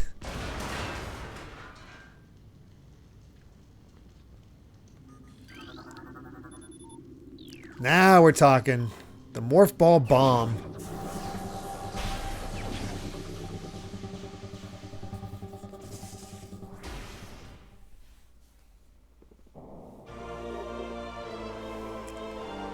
That's what we needed.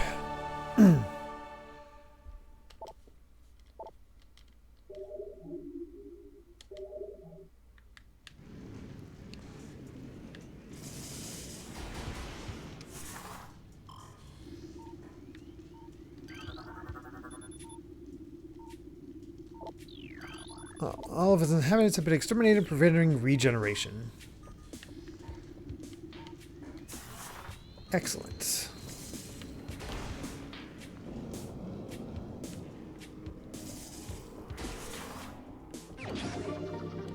Yay, missiles.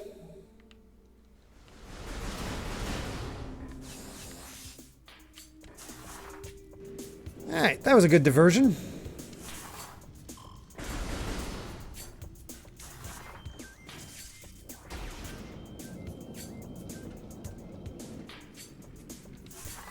Oh. There we go. No, your gift sub ended Boost Scare Helicopter. Whoops. Whoops. I don't think I wanted to kill that thing. I think I needed to get its info. I'm pretty sure there'll be more, though.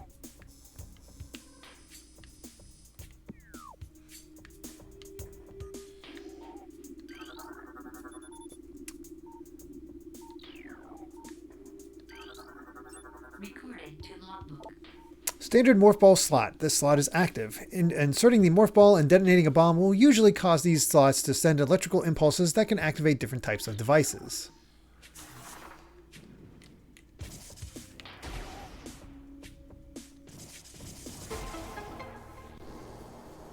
Now we're talking. I don't think I have the spring ball yet, Sibidon. I just tried to jump and it did not work.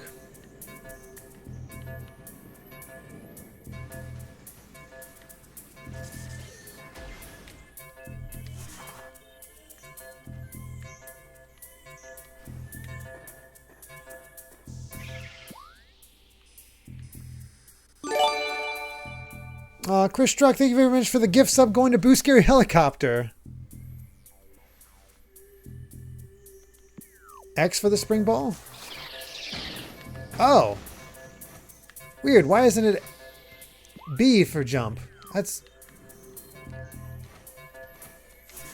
That's really weird.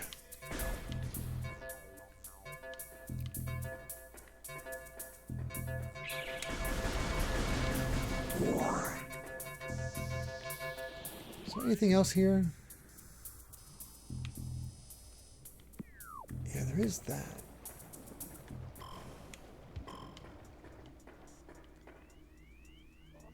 Oh, it's already filled up again. Okay. I didn't see a way over to this.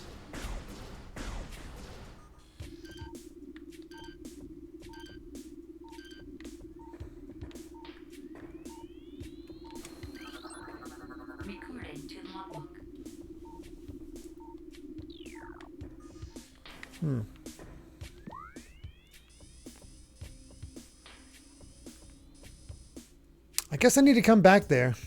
The GC release did not have a jump. Oh.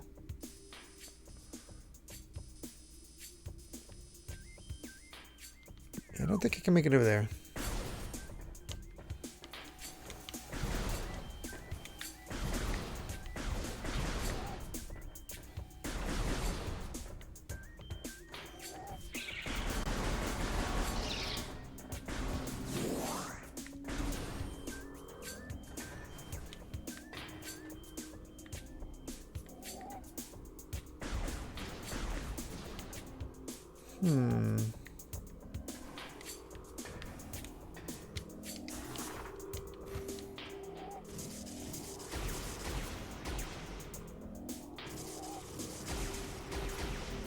Oh God. I've never been the best at morph ball jumping.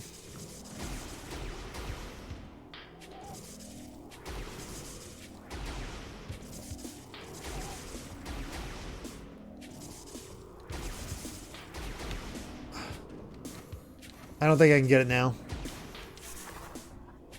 Oh well.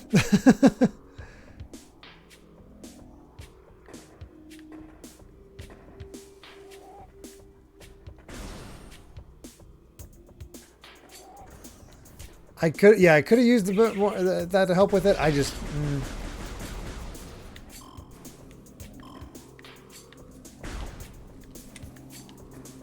wasn't being the easiest on me. Either way, though, we're gonna find the rest of these relics and get to where we need to be. Where could they be?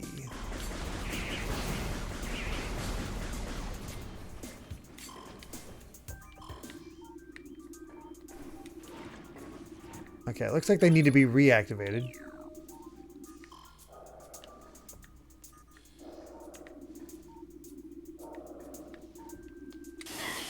How?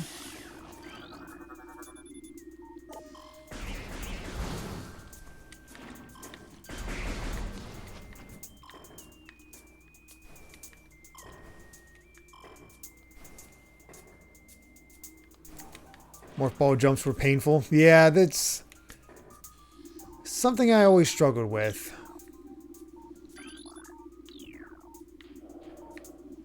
Not in the 2D games, but definitely the 3D ones.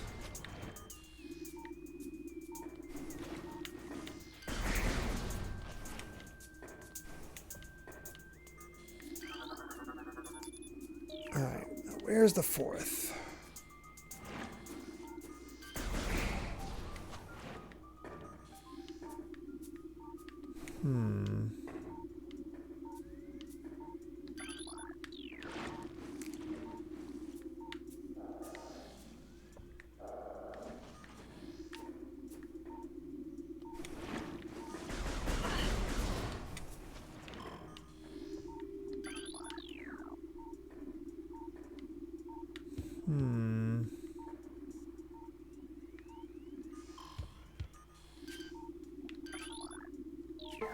There we go. Okay. Hey, Heroes Live.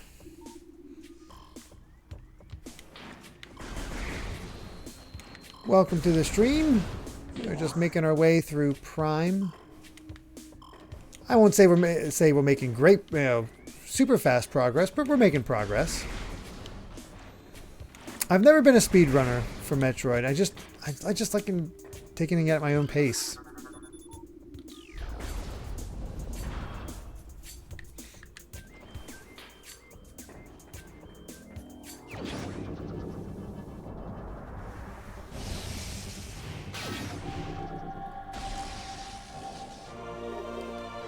Charge beam now, thank God.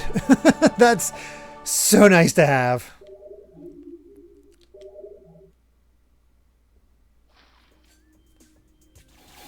Can actually, pull in stuff to us. I don't have to try to jump to it. Disaster struck suddenly. We had a vague, dark foreboding, and it became truth. A meteor appeared from nowhere, casting a dark shadow of debris over the land with the violence of its impact. Its destructive force spent, the fallen star burned itself out rapidly, and the incident should have faded into memory. But the meteor brought with it corruption. A great poison burst forth into the land. A strange energy that clawed at natural life with a ferocity. That strange negative energy emitted from the meteor expanded to encompass Tallon IV in a night, as a spider weaves a web. That's a fast infection.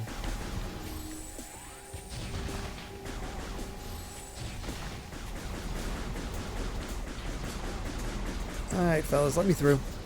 Thank you.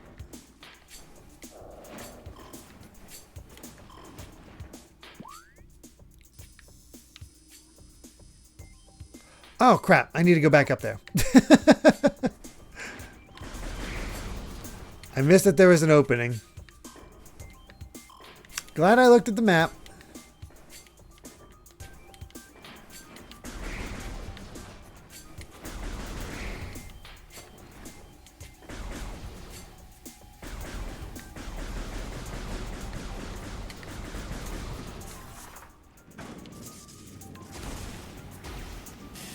Ow. That's better. Oh, good night, Soulcaster.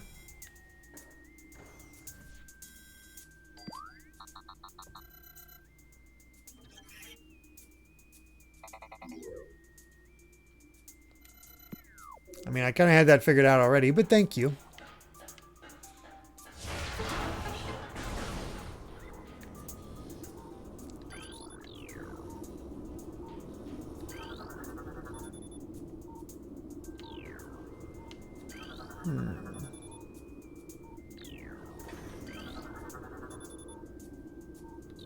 Oh, missile expansion over there.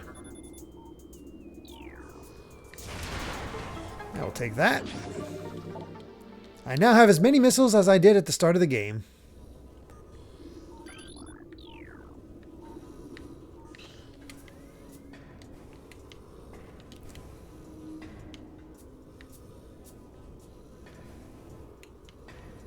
Alright, I think this is a dead end, actually. Yeah, if I want to go any further, I have to go use the magnetic track, and we do not have that. Okay.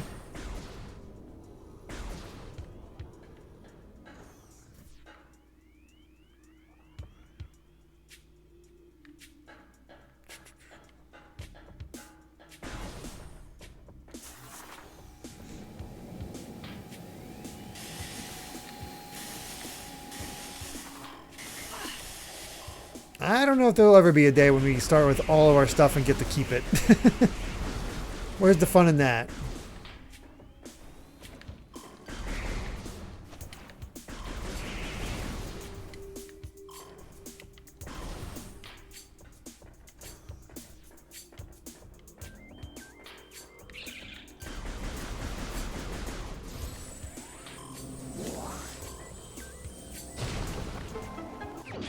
I was gonna say that felt like we could do something with it.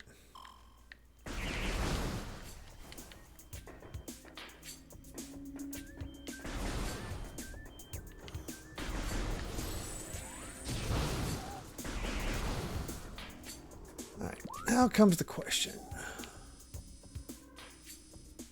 Nothing I can do up there other than the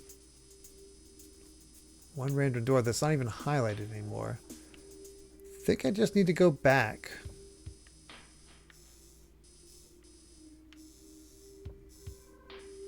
And probably go over here. Okay, yeah, we'll just go back.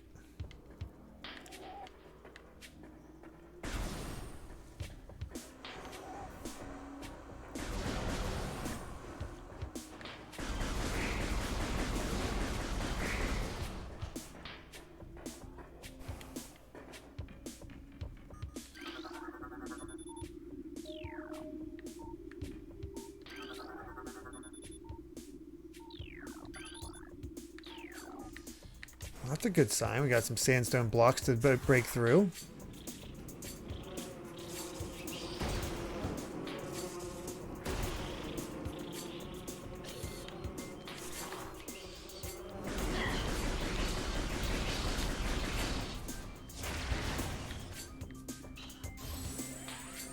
Here we are. Oh yeah, Samus does lose her suit and subspace emissary. I didn't even think about that. It's actually really funny.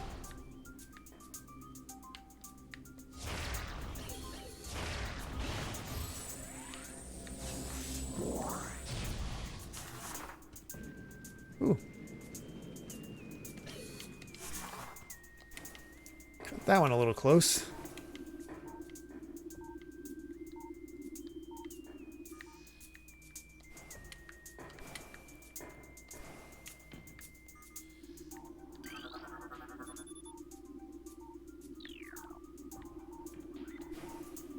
Alright, need to find two more runic symbols.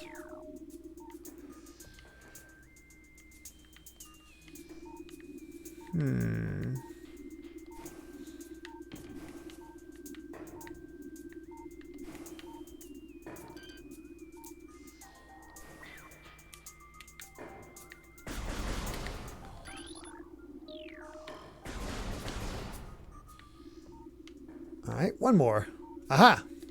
Oh, dang it. Almost got it. Oh, wait. Already got it. Where is it?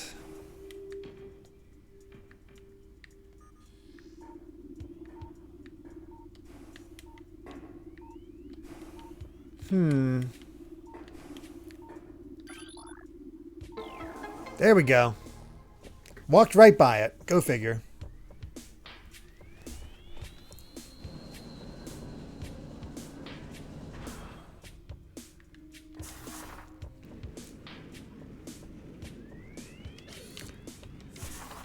I can tell you that when I first played Subspace Emissary, it was a ton of fun.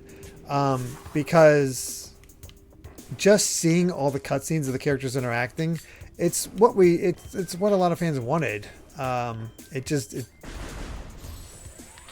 just in case.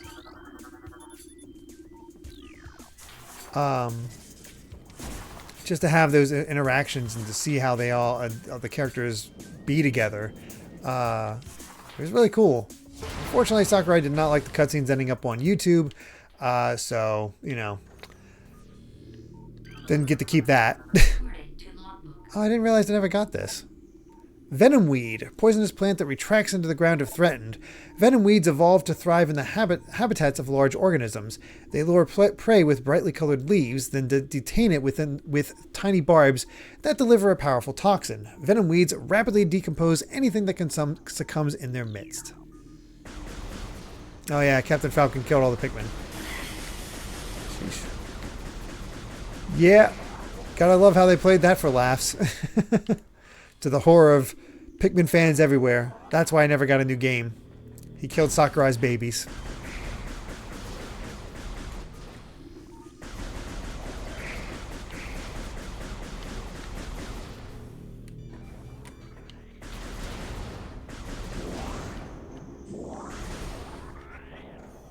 Oh. Hello. I remember this boss. God, I forgot how many bosses there were in this game.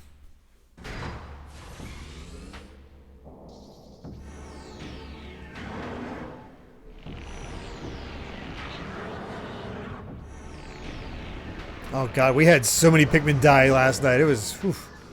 That's right, Flagra. Hold on.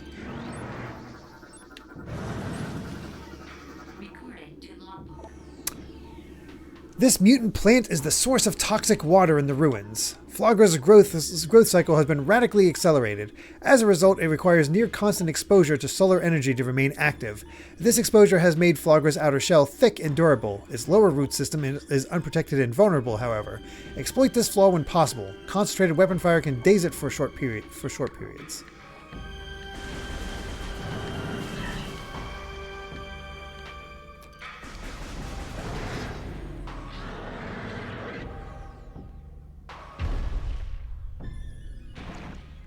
There we go.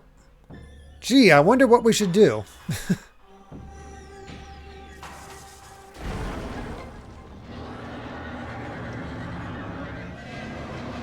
Oh, okay. Thank you, Simidon, for that reminder. I was going to say, there's no way that boss is already done.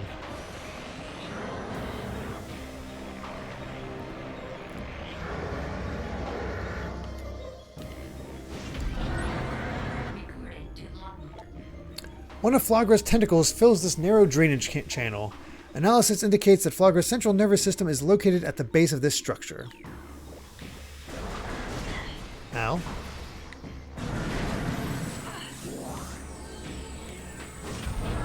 Hi.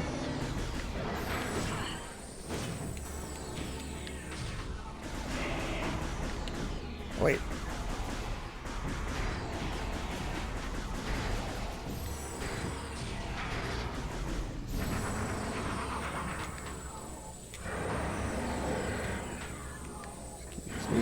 far ahead of me.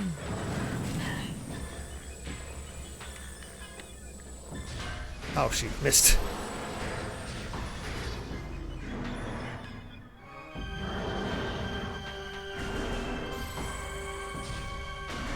Oh, okay. That explains it.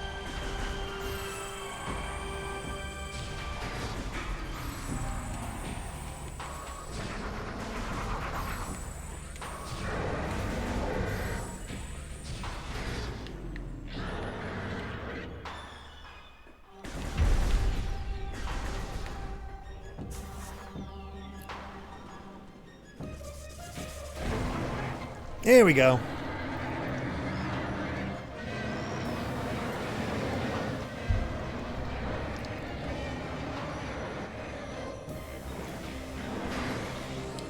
Whoever keeps knocking these sun things into place should really stop that.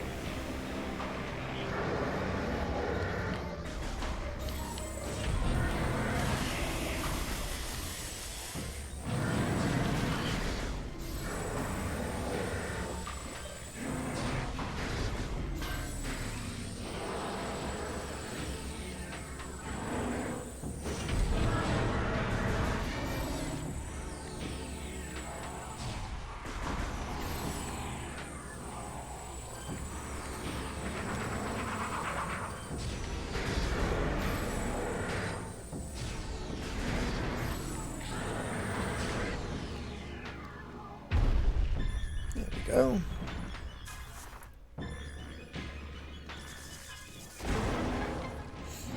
Nice and easy.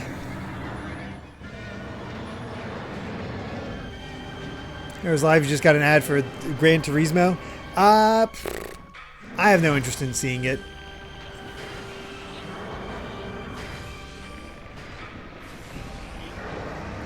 I still haven't seen the new Turtles movie, and I'd rather go see that. Dude, get out of my way.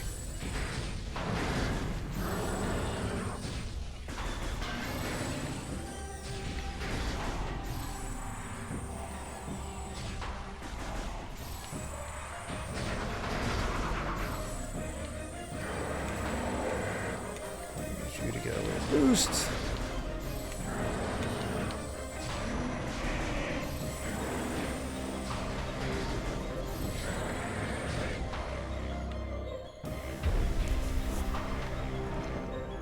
God, how epic the song for this was. That's it for Flagra.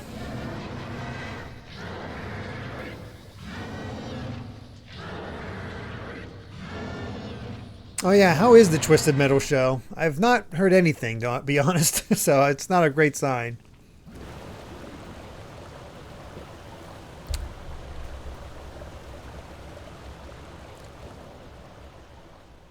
Cool, no more acid water.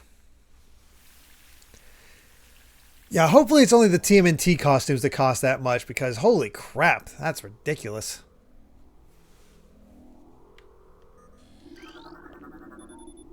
Ah, heck yeah, various suit already. I forgot it was got it that quick.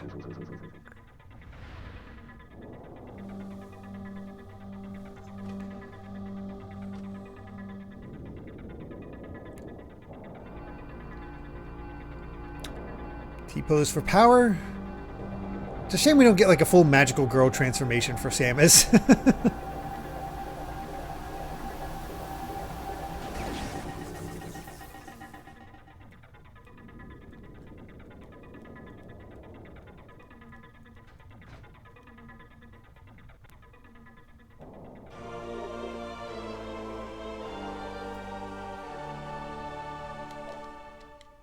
Dangerous areas of heat are now accessible.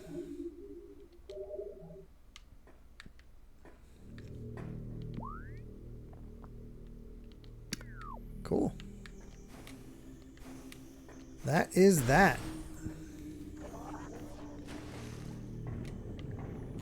Oh yeah, we can go underwater now. Oh wait, no, we need the gravity suit in order to do any of that, but still.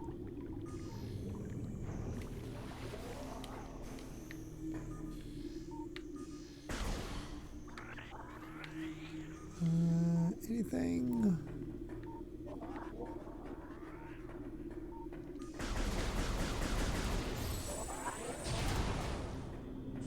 Whoa, whoa, whoa. Oh, shoot.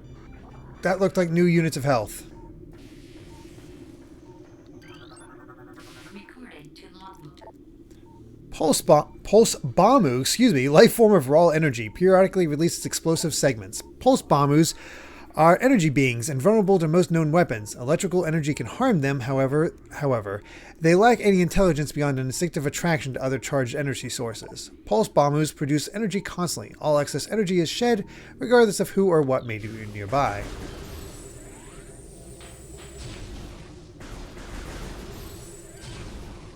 Alright, well, bye. Not dealing with you. A pirate costume in Street Fighter 6. I mean, that's for their character, but it's $2 for the costumes for like the Outfit 2 costumes. Oh, that did not go well.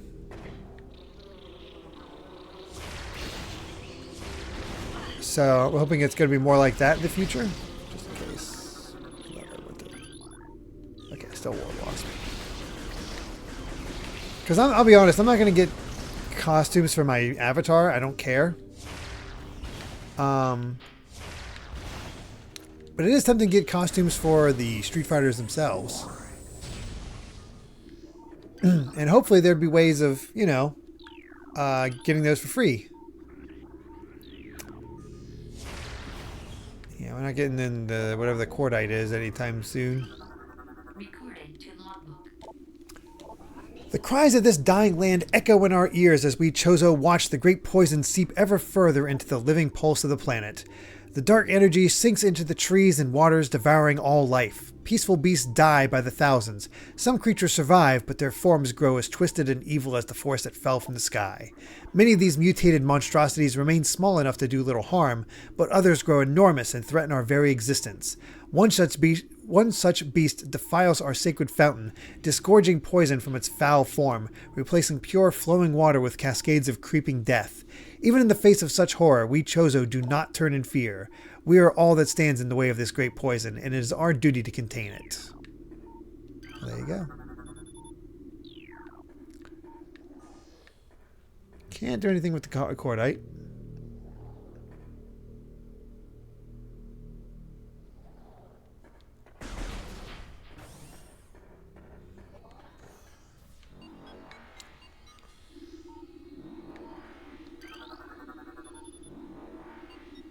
Alright, Magmore Caverns North has access. But before we go that way, we're going to check out these doors. And just see what we can find.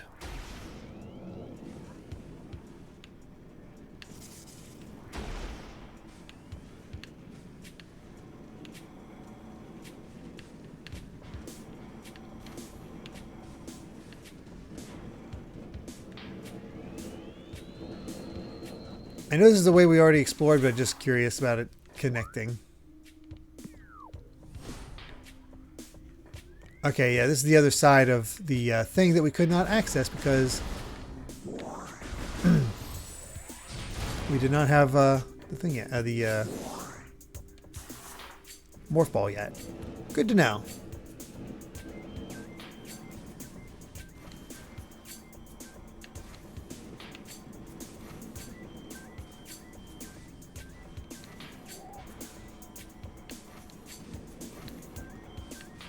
I personally enjoyed the Barbie movie, but, you know, to each their own.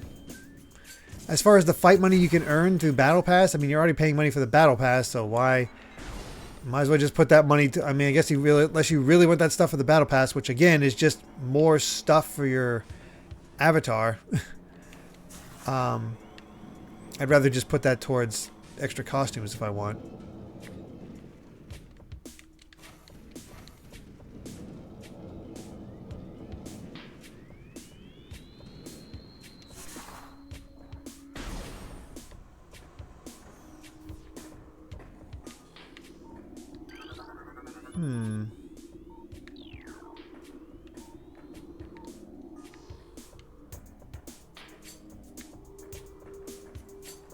I feel like I remember this room.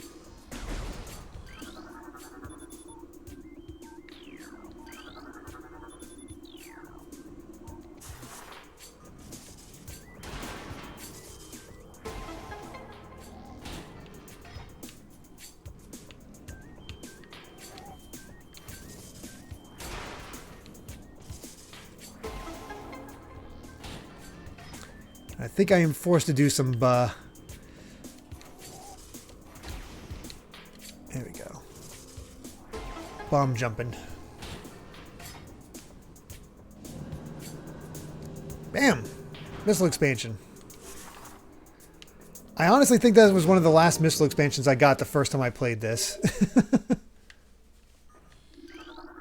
Recording to logbook. Let's see. The future is a vague thing, ever-changing and always in doubt. Even if we Chozo could gain the ability to foresee the future, it would be a hollow gift, for we could never hope to control what is yet to occur. The fountain is an example of this. The day may come when its water dries up, and there is nothing we could do to stop such a tragedy. But we do know this. Unlike the uncertain flow of water, the power of our will is strong and enduring. The will of the Chozo will never run dry. Metaphors. Hey, Linky. How's it going?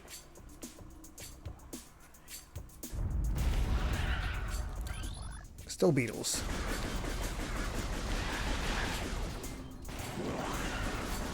Excuse me, sir.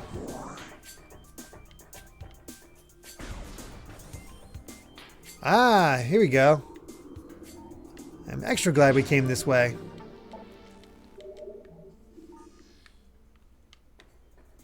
Actually...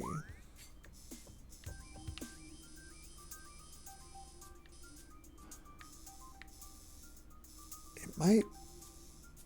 No, I think it's worth... No, I can't go that way. It looks like I can go that way, but I don't think I can unless I can get in here. I don't remember if I can get in the ruined fountain or not.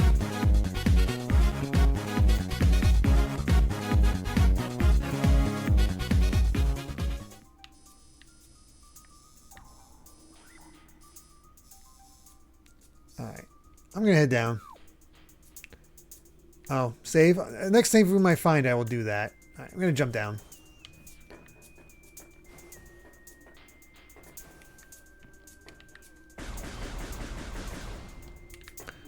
We must explore.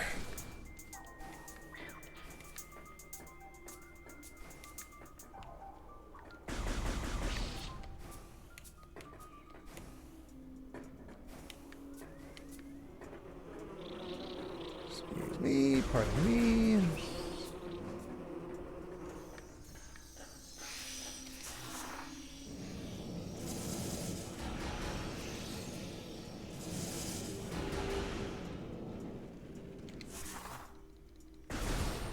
Alright, let's see if this was a waste of time.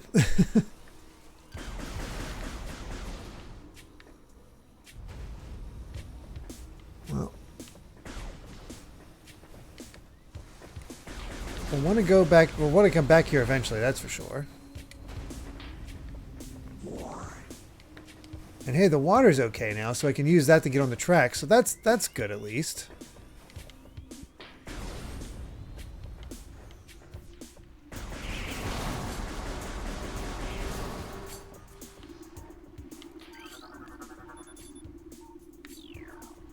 See, water's no longer toxic. We're all good.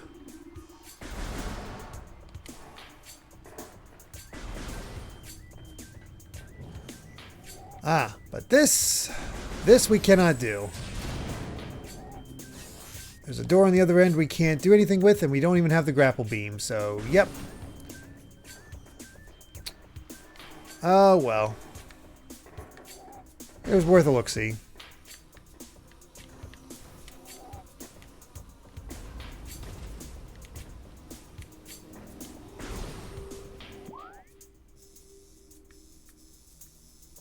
And then go through here and then hang a left.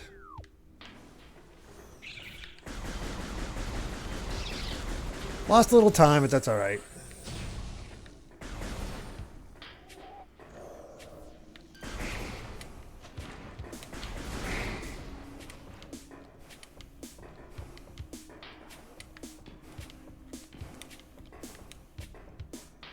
When you get familiar with these places, it really doesn't take too long to get through. Not going to do Not gonna lie, love Metroid Prime's original music score, such bangers and vibes. Yep, there is a reason I ended up choosing a lot of... That was rude. Choosing a lot of songs from the Prime games for, especially Prime 1, for my background music for my Metroid movie.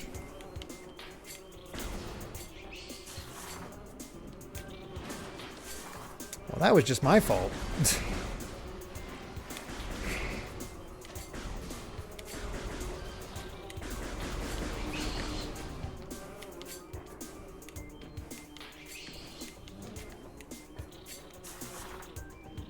Let's actually get in this time. Oh, good night, Cat Evie.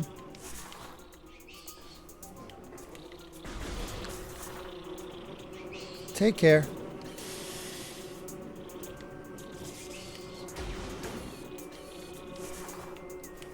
There we go.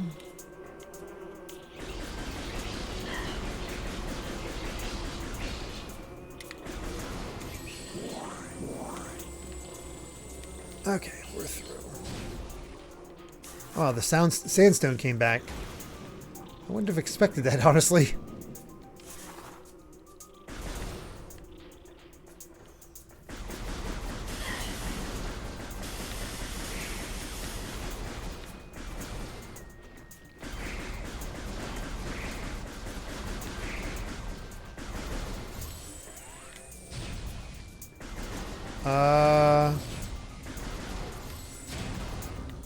The heck?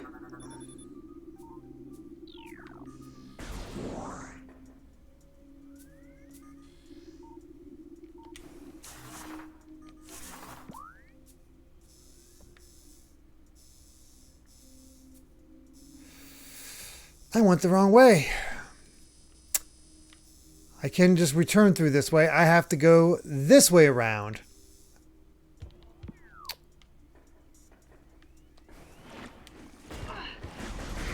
Well, that sucks.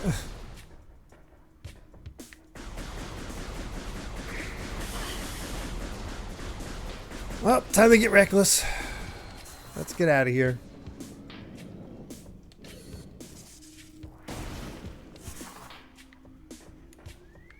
Let's see.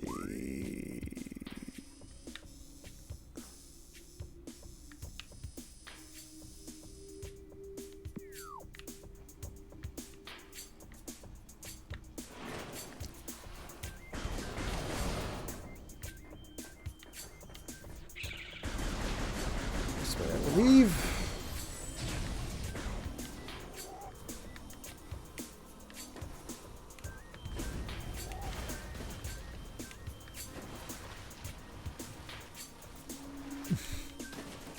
Can't believe I made a mistake like that.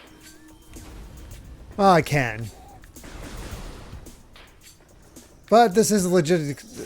Does make us legit, because this is exactly how I'd play if I was just playing on my own.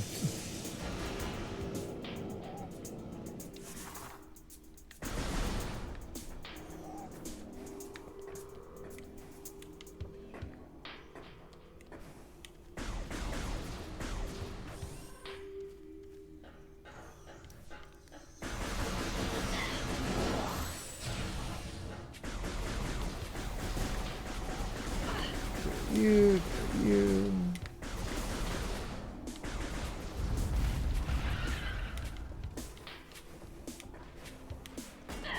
Now you know I'm just trying to rush. I'm not even bothering to fight enemies. I'm just going.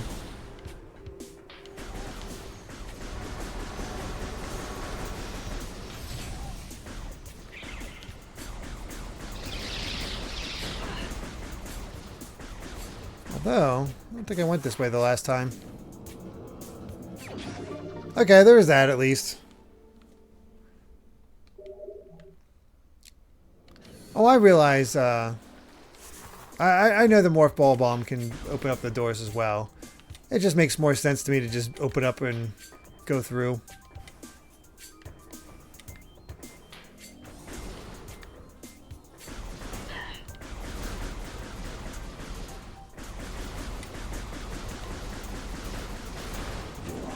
You... Excuse me.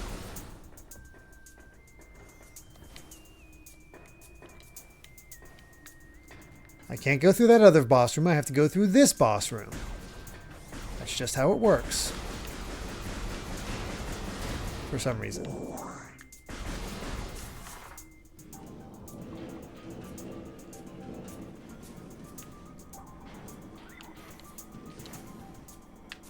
There you are.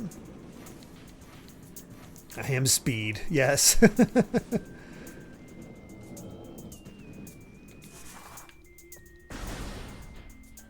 Alright. Now let's go to Magmore North.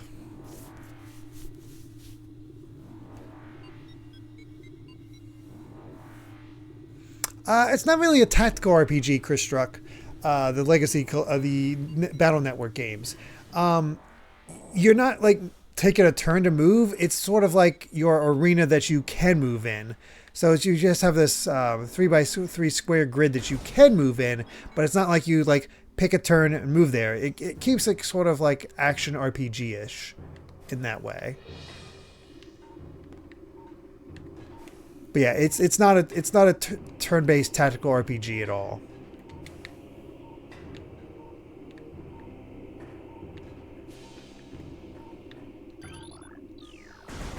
More shriek bats.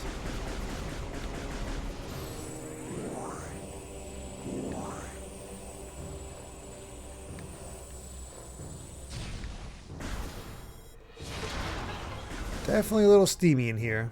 But hey, save room. Anything else? No.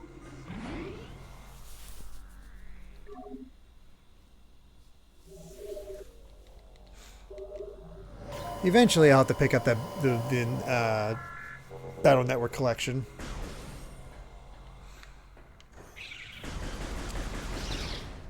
Some insane part of me has always like wondered, like, should I try to do a Mega Man marathon like I did for Castlevania?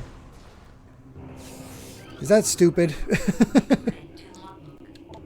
But we have so many games to get through, so yeah. Grisby, subvolcanic carrion feeder. Carapace can be breached by missiles. The Grisby's carapace has been fused together by superheated air. This barrier stands up to everything but concussive blasts. Its intelligence is limited to instinctive scavenging patterns. Do it.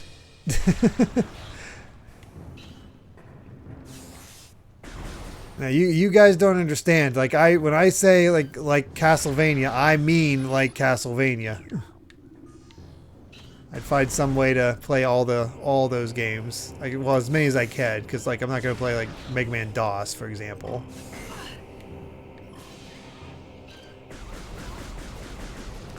They would be shorter, but again, we already have so many on our plate from your request that it's not really a feasible thing to do. Ash could join me, yeah.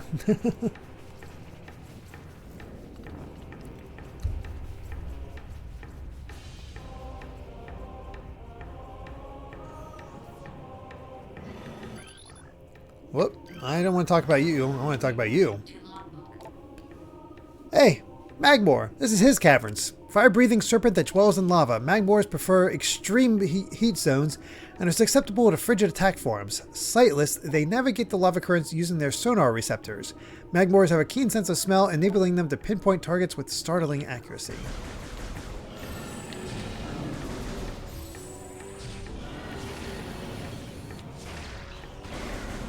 And now he has no head.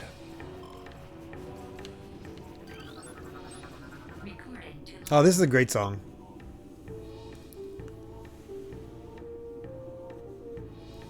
Let's see. Puffer. Unstable gas-filled organism will rupture on contact. Puffers fill their bodies with lethal meta-viprium gas and float about in search of food. If ruptured, the gas within the puffer is violently released.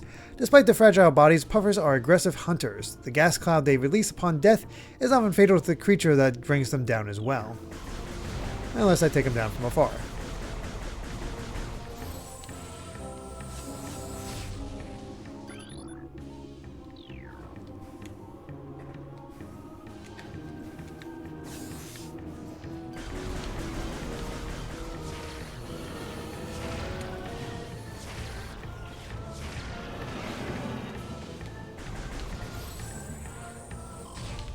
Oh, it's dropping.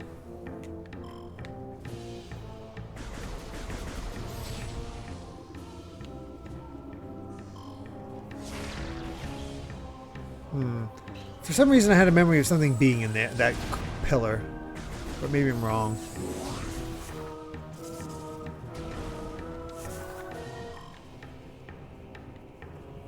Let me take a look at the...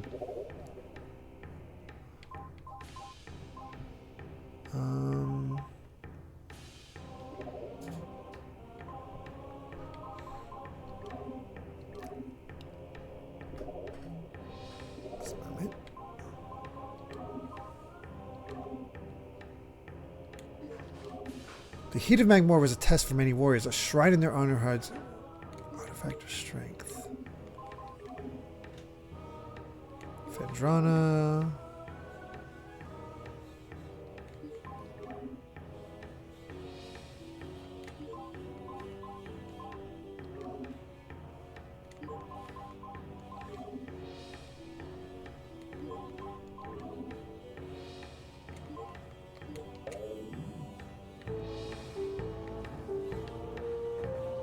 Why do I have this feeling that there's something in there?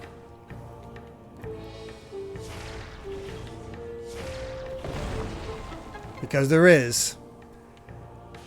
It's a clue we haven't gotten yet, but it's just like a faint memory that came back. It's like there is something in there. Oh god. Now comes the tricky part of actually getting it. Something I'm not sure I can do. Will it stay revealed like that? Because I don't think I can grab it yet. We'll exit and come back and see what happens. But hey, at least it's nice and obvious.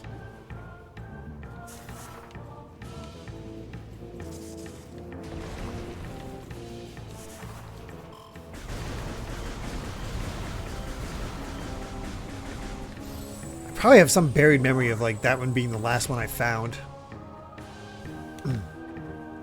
Because I do remember getting all these without needing a guide.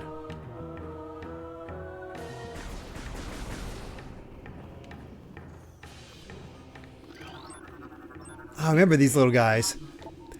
Triclops, hard-shelled creatures with powerful jaws. The Triclops is a hunter-gatherer. It collects small creatures and bits of foodstuff, then deposits them elsewhere for later consumption. The hard tripartite mandibles it uses to move earth and rock are quite strong and difficult to escape once ensnared. Oh, down we go.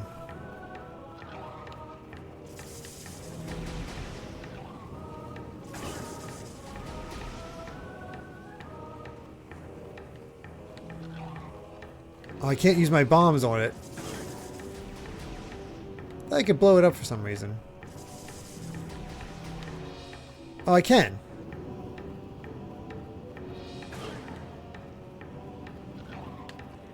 Up. That was just dumb of me.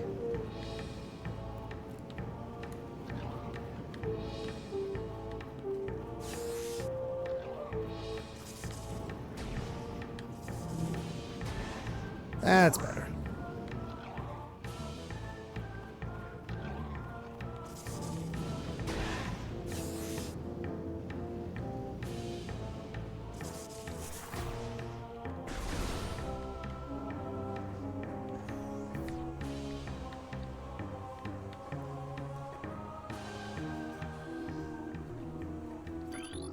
More puffers.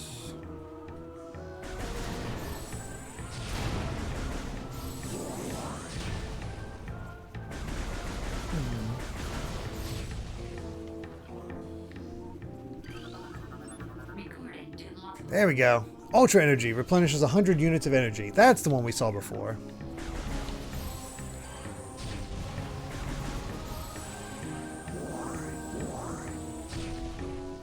Time Sage, halfway to the second request. That's awesome.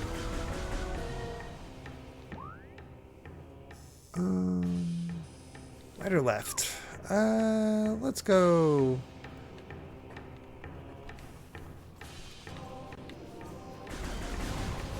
Let's go this way.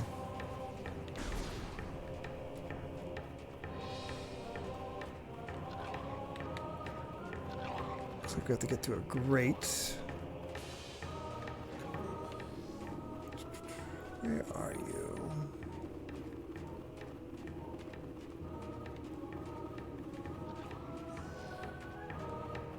there no entrance?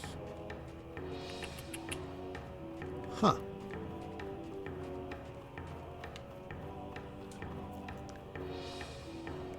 Pedro HDSR, no, this is not my first time through Metroid Prime. It has been a while, so I'm not like completely up to I know exactly where to go at all times. I'm just familiar with everything.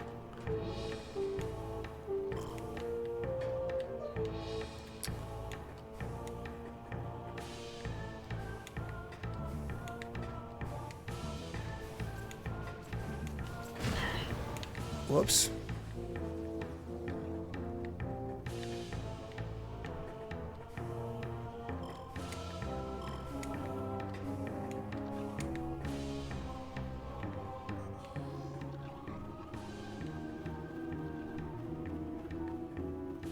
Actually, a little surprised I don't know the way in there. Must be something else. But that's alright. We have another way we can go.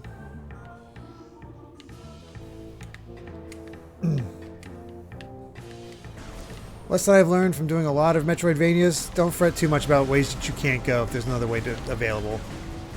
It's only when you've exhausted all the options, that's when you start to panic in a Metroidvania. It's like, oh god, what did I miss?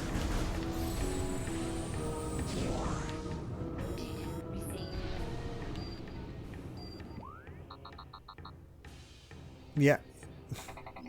I'm aware. Last is at 265k and has a few ideas floating around. Interesting.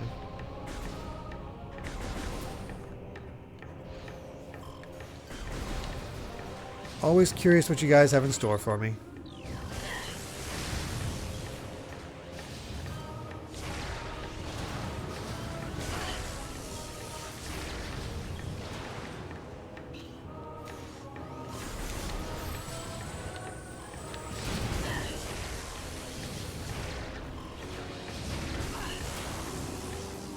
Sheesh.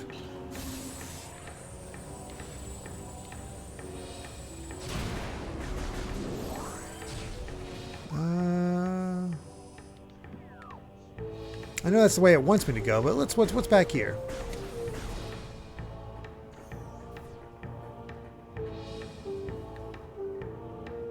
Boy, does this just scream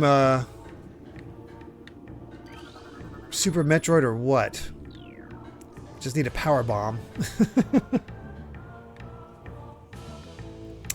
Do you ever really enjoy a game you're streaming and wish you could just play more than once per week? Oh yeah, that definitely happens.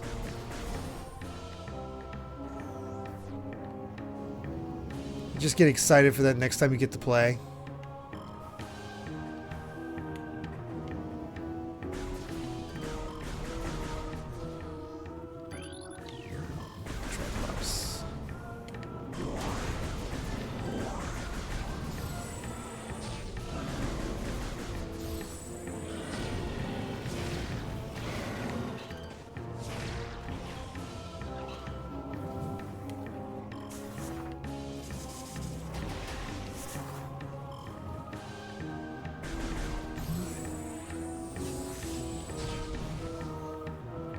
Missile expansion over there, but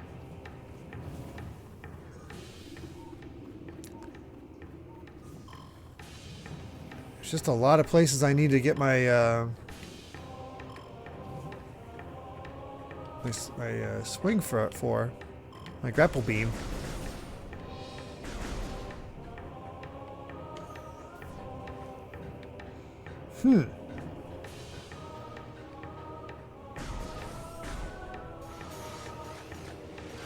Oh yeah, we do have the Rayman DLC coming out later this month. I haven't even picked up, I haven't even played the base game, so I mean it's cool. I hope it's good, but I've you know, I can't say I'm excited for it just because I can't really play it.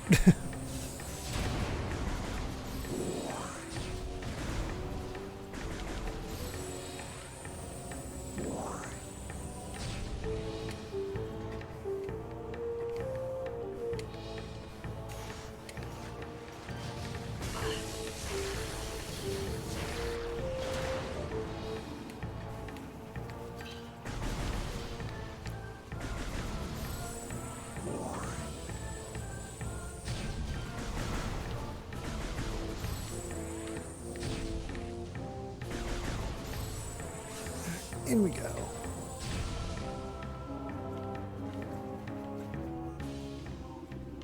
All kinds of lore in here. Immersion pistons are leaching power from the magma pools as planned. Geothermal power source is promising. Recommend energy command. Deactivate central dynamo and switch to geothermal power at once. Geothermal power routing to this station is complete. Unstable magma flow is a concern. Remove tower from geothermal grid if fluctuations exceed safety levels. Local crystal formations possess low phazon residue. They do have high value to the monks of Grandheim, however. Recommend processing of crystal for that market once phazon operations cease. Report any signs of magma predator activity to Security Central at once. Nothing else. Need a double jump if I'm going to get up there.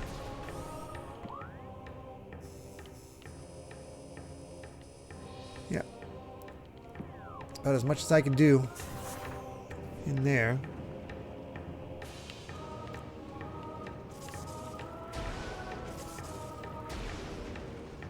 Oh.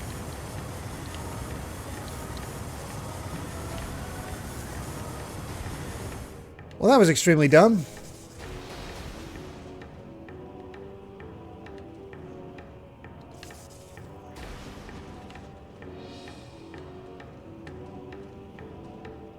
We're not even going to risk that.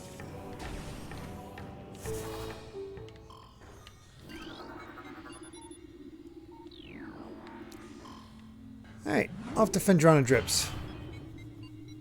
The Pit of Doom almost got another victim. Yep. You can't jump out of it either. You have to use the bombs.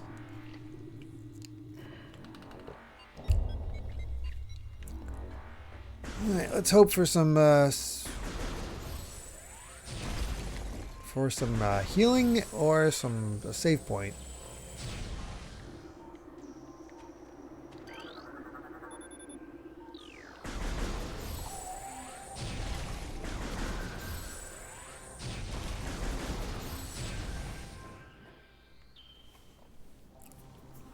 Everybody loves Phendrana. Ooh, Time Sage is going to be request Mischief Makers for their next one. I have that. Always been interested. Ever since I saw a friend go for the 100% ending, and that seems wild.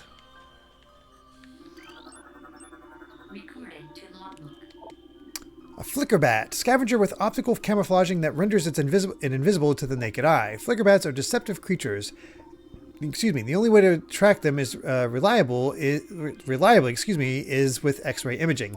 They fly ceaselessly, hunting insects and other small prey that float in the air currents. Flickerbats tend to fly in cyclical hunting patterns, using primitive sonar to navigate. Excuse me.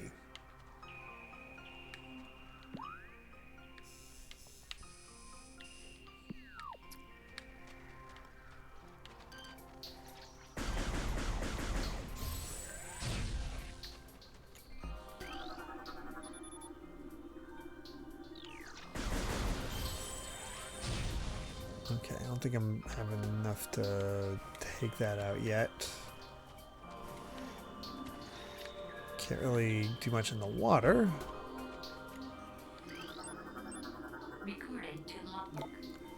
Crystallite. Territorial cold weather scavenger. The shell of the crystallite reflects beam weapons and can only be cracked by a concussive blast.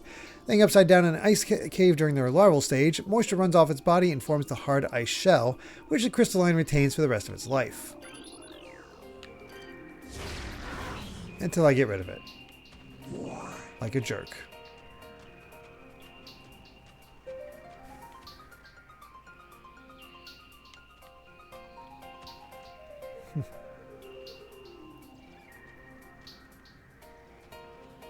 Oh yeah, the snow. It's just, it all works so well together.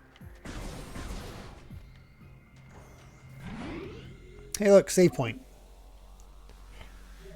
We'll likely come back here soon. We're just going to do a little bit of exploration. See what we can find. But, you know, with limited save points, this is definitely going to be where we're going to... That's the point we're going to stop. But let's fully check out what we got here. See what I can discover.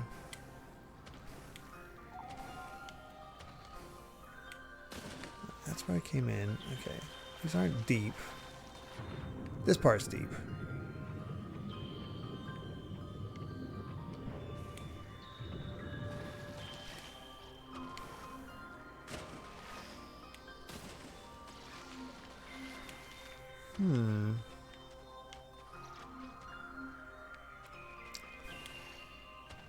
Ah, there's where I need to go. Okay.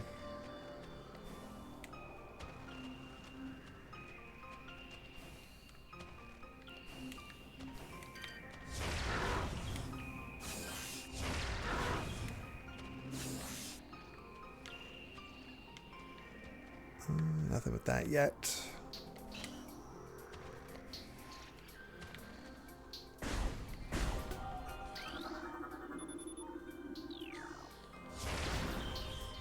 Oh. What the?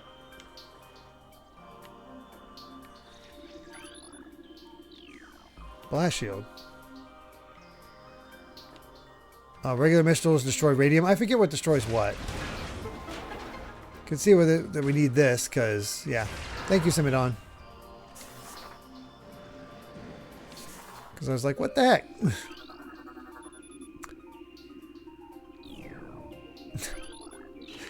Needed to do that in order to unlock the door. Go figure.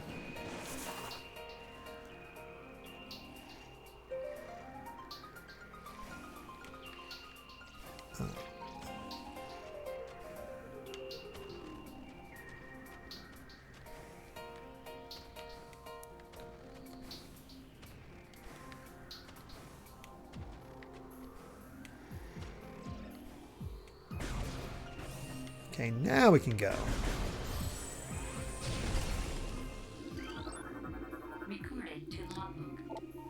The scatter bamboo. Pulsing tendrils of energy extend from creatures' body. Like all bamboos, these creatures can only be harmed by electrical energy.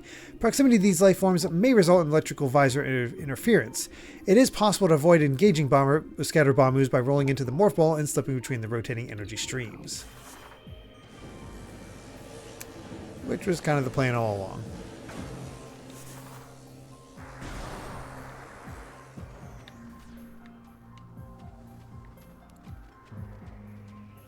Oh. I was going to say, I recognize these things. The baby Shegoth, glacial predator. Ice shell protects vulnerable dorsal area. Young Shegoths grow a resilient shell of ice on their backs, which serve to protect a layer of vulnerable flesh. With this being their only weak point, baby Shegoths will turn quickly in order to not allow predators the opportunity to strike at their backs. Powerful hunters, they fire bursts of ultra-cold gas at potential prey, then feast on their frozen victim.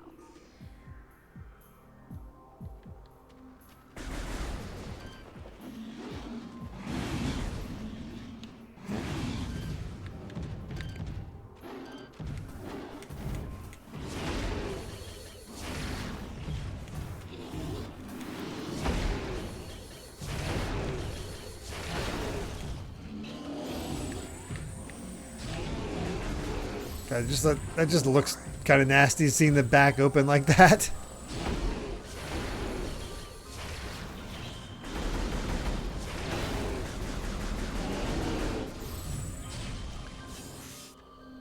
And that's a baby.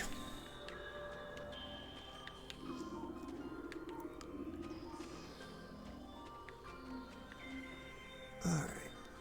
Honestly, I think we're going to head back and save here. Just because we're already at, we're running low on time, so this is probably a good place to stop. Bad babies.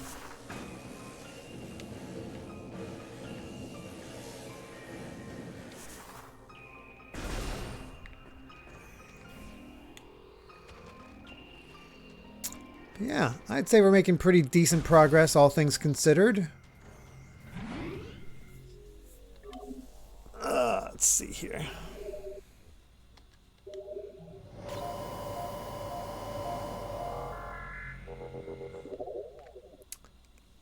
Item collection at 13%, logbook entries at 40%, so we're doing excellent on scanning. We just need to get more stuff. So yeah, we'll call it there. And we'll be back, of course, next Wednesday for more Metroid Prime Remastered as we get through this. I don't know how many sessions it'll take, but, this is not an extremely long game. I think it's like maybe 8 to 10 hours at most. I'd be like part 10 of the TRG playthrough. Oh, boy. We'll see if I beat them to the end. I doubt it, but we'll see. But yeah, the game is still fun as ever. Looks great. This is such a great way to play the game. What else? Yeah, we'll be, of course, back on Sunday for more Danganronpa 2. Monday for more Pikmin 2 as we get further in both those games. I don't think any close to the end, but we're making good progress nonetheless. So yeah, there's all of that to look forward to. And yeah, that is pretty much where we're at right now. So yeah, thank you so much for watching. Let's see if we can raid if anybody. Nothing I'm seeing at the moment. Any suggestions? Otherwise, we will head on out.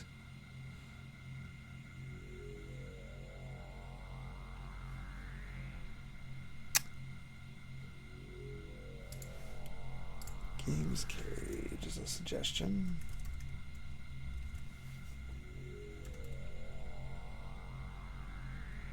They have a pretty sizable audience, Game Cage. I usually like to go for smaller streamers just to help them out as well. Maniacal Gamer. Take a look there. Come on.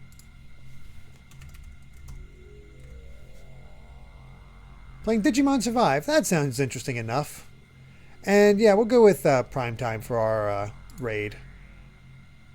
So yeah, we'll do some Digimon raid and take a look at all that. But yes, thank you all so much for joining me. Really do appreciate it. Having a lot of fun. This is just a blast from the past. Maybe not most efficient, but I'm having fun. Hey, that's what matters. So yeah, thank you all so much for watching. I always really do appreciate it. I hope the rest of your week goes well. Look forward to the reveal of the next game in the NSO Game Club if you watch that. And yeah, just keep an eye out. So until next time, everyone, have a good one. Bye.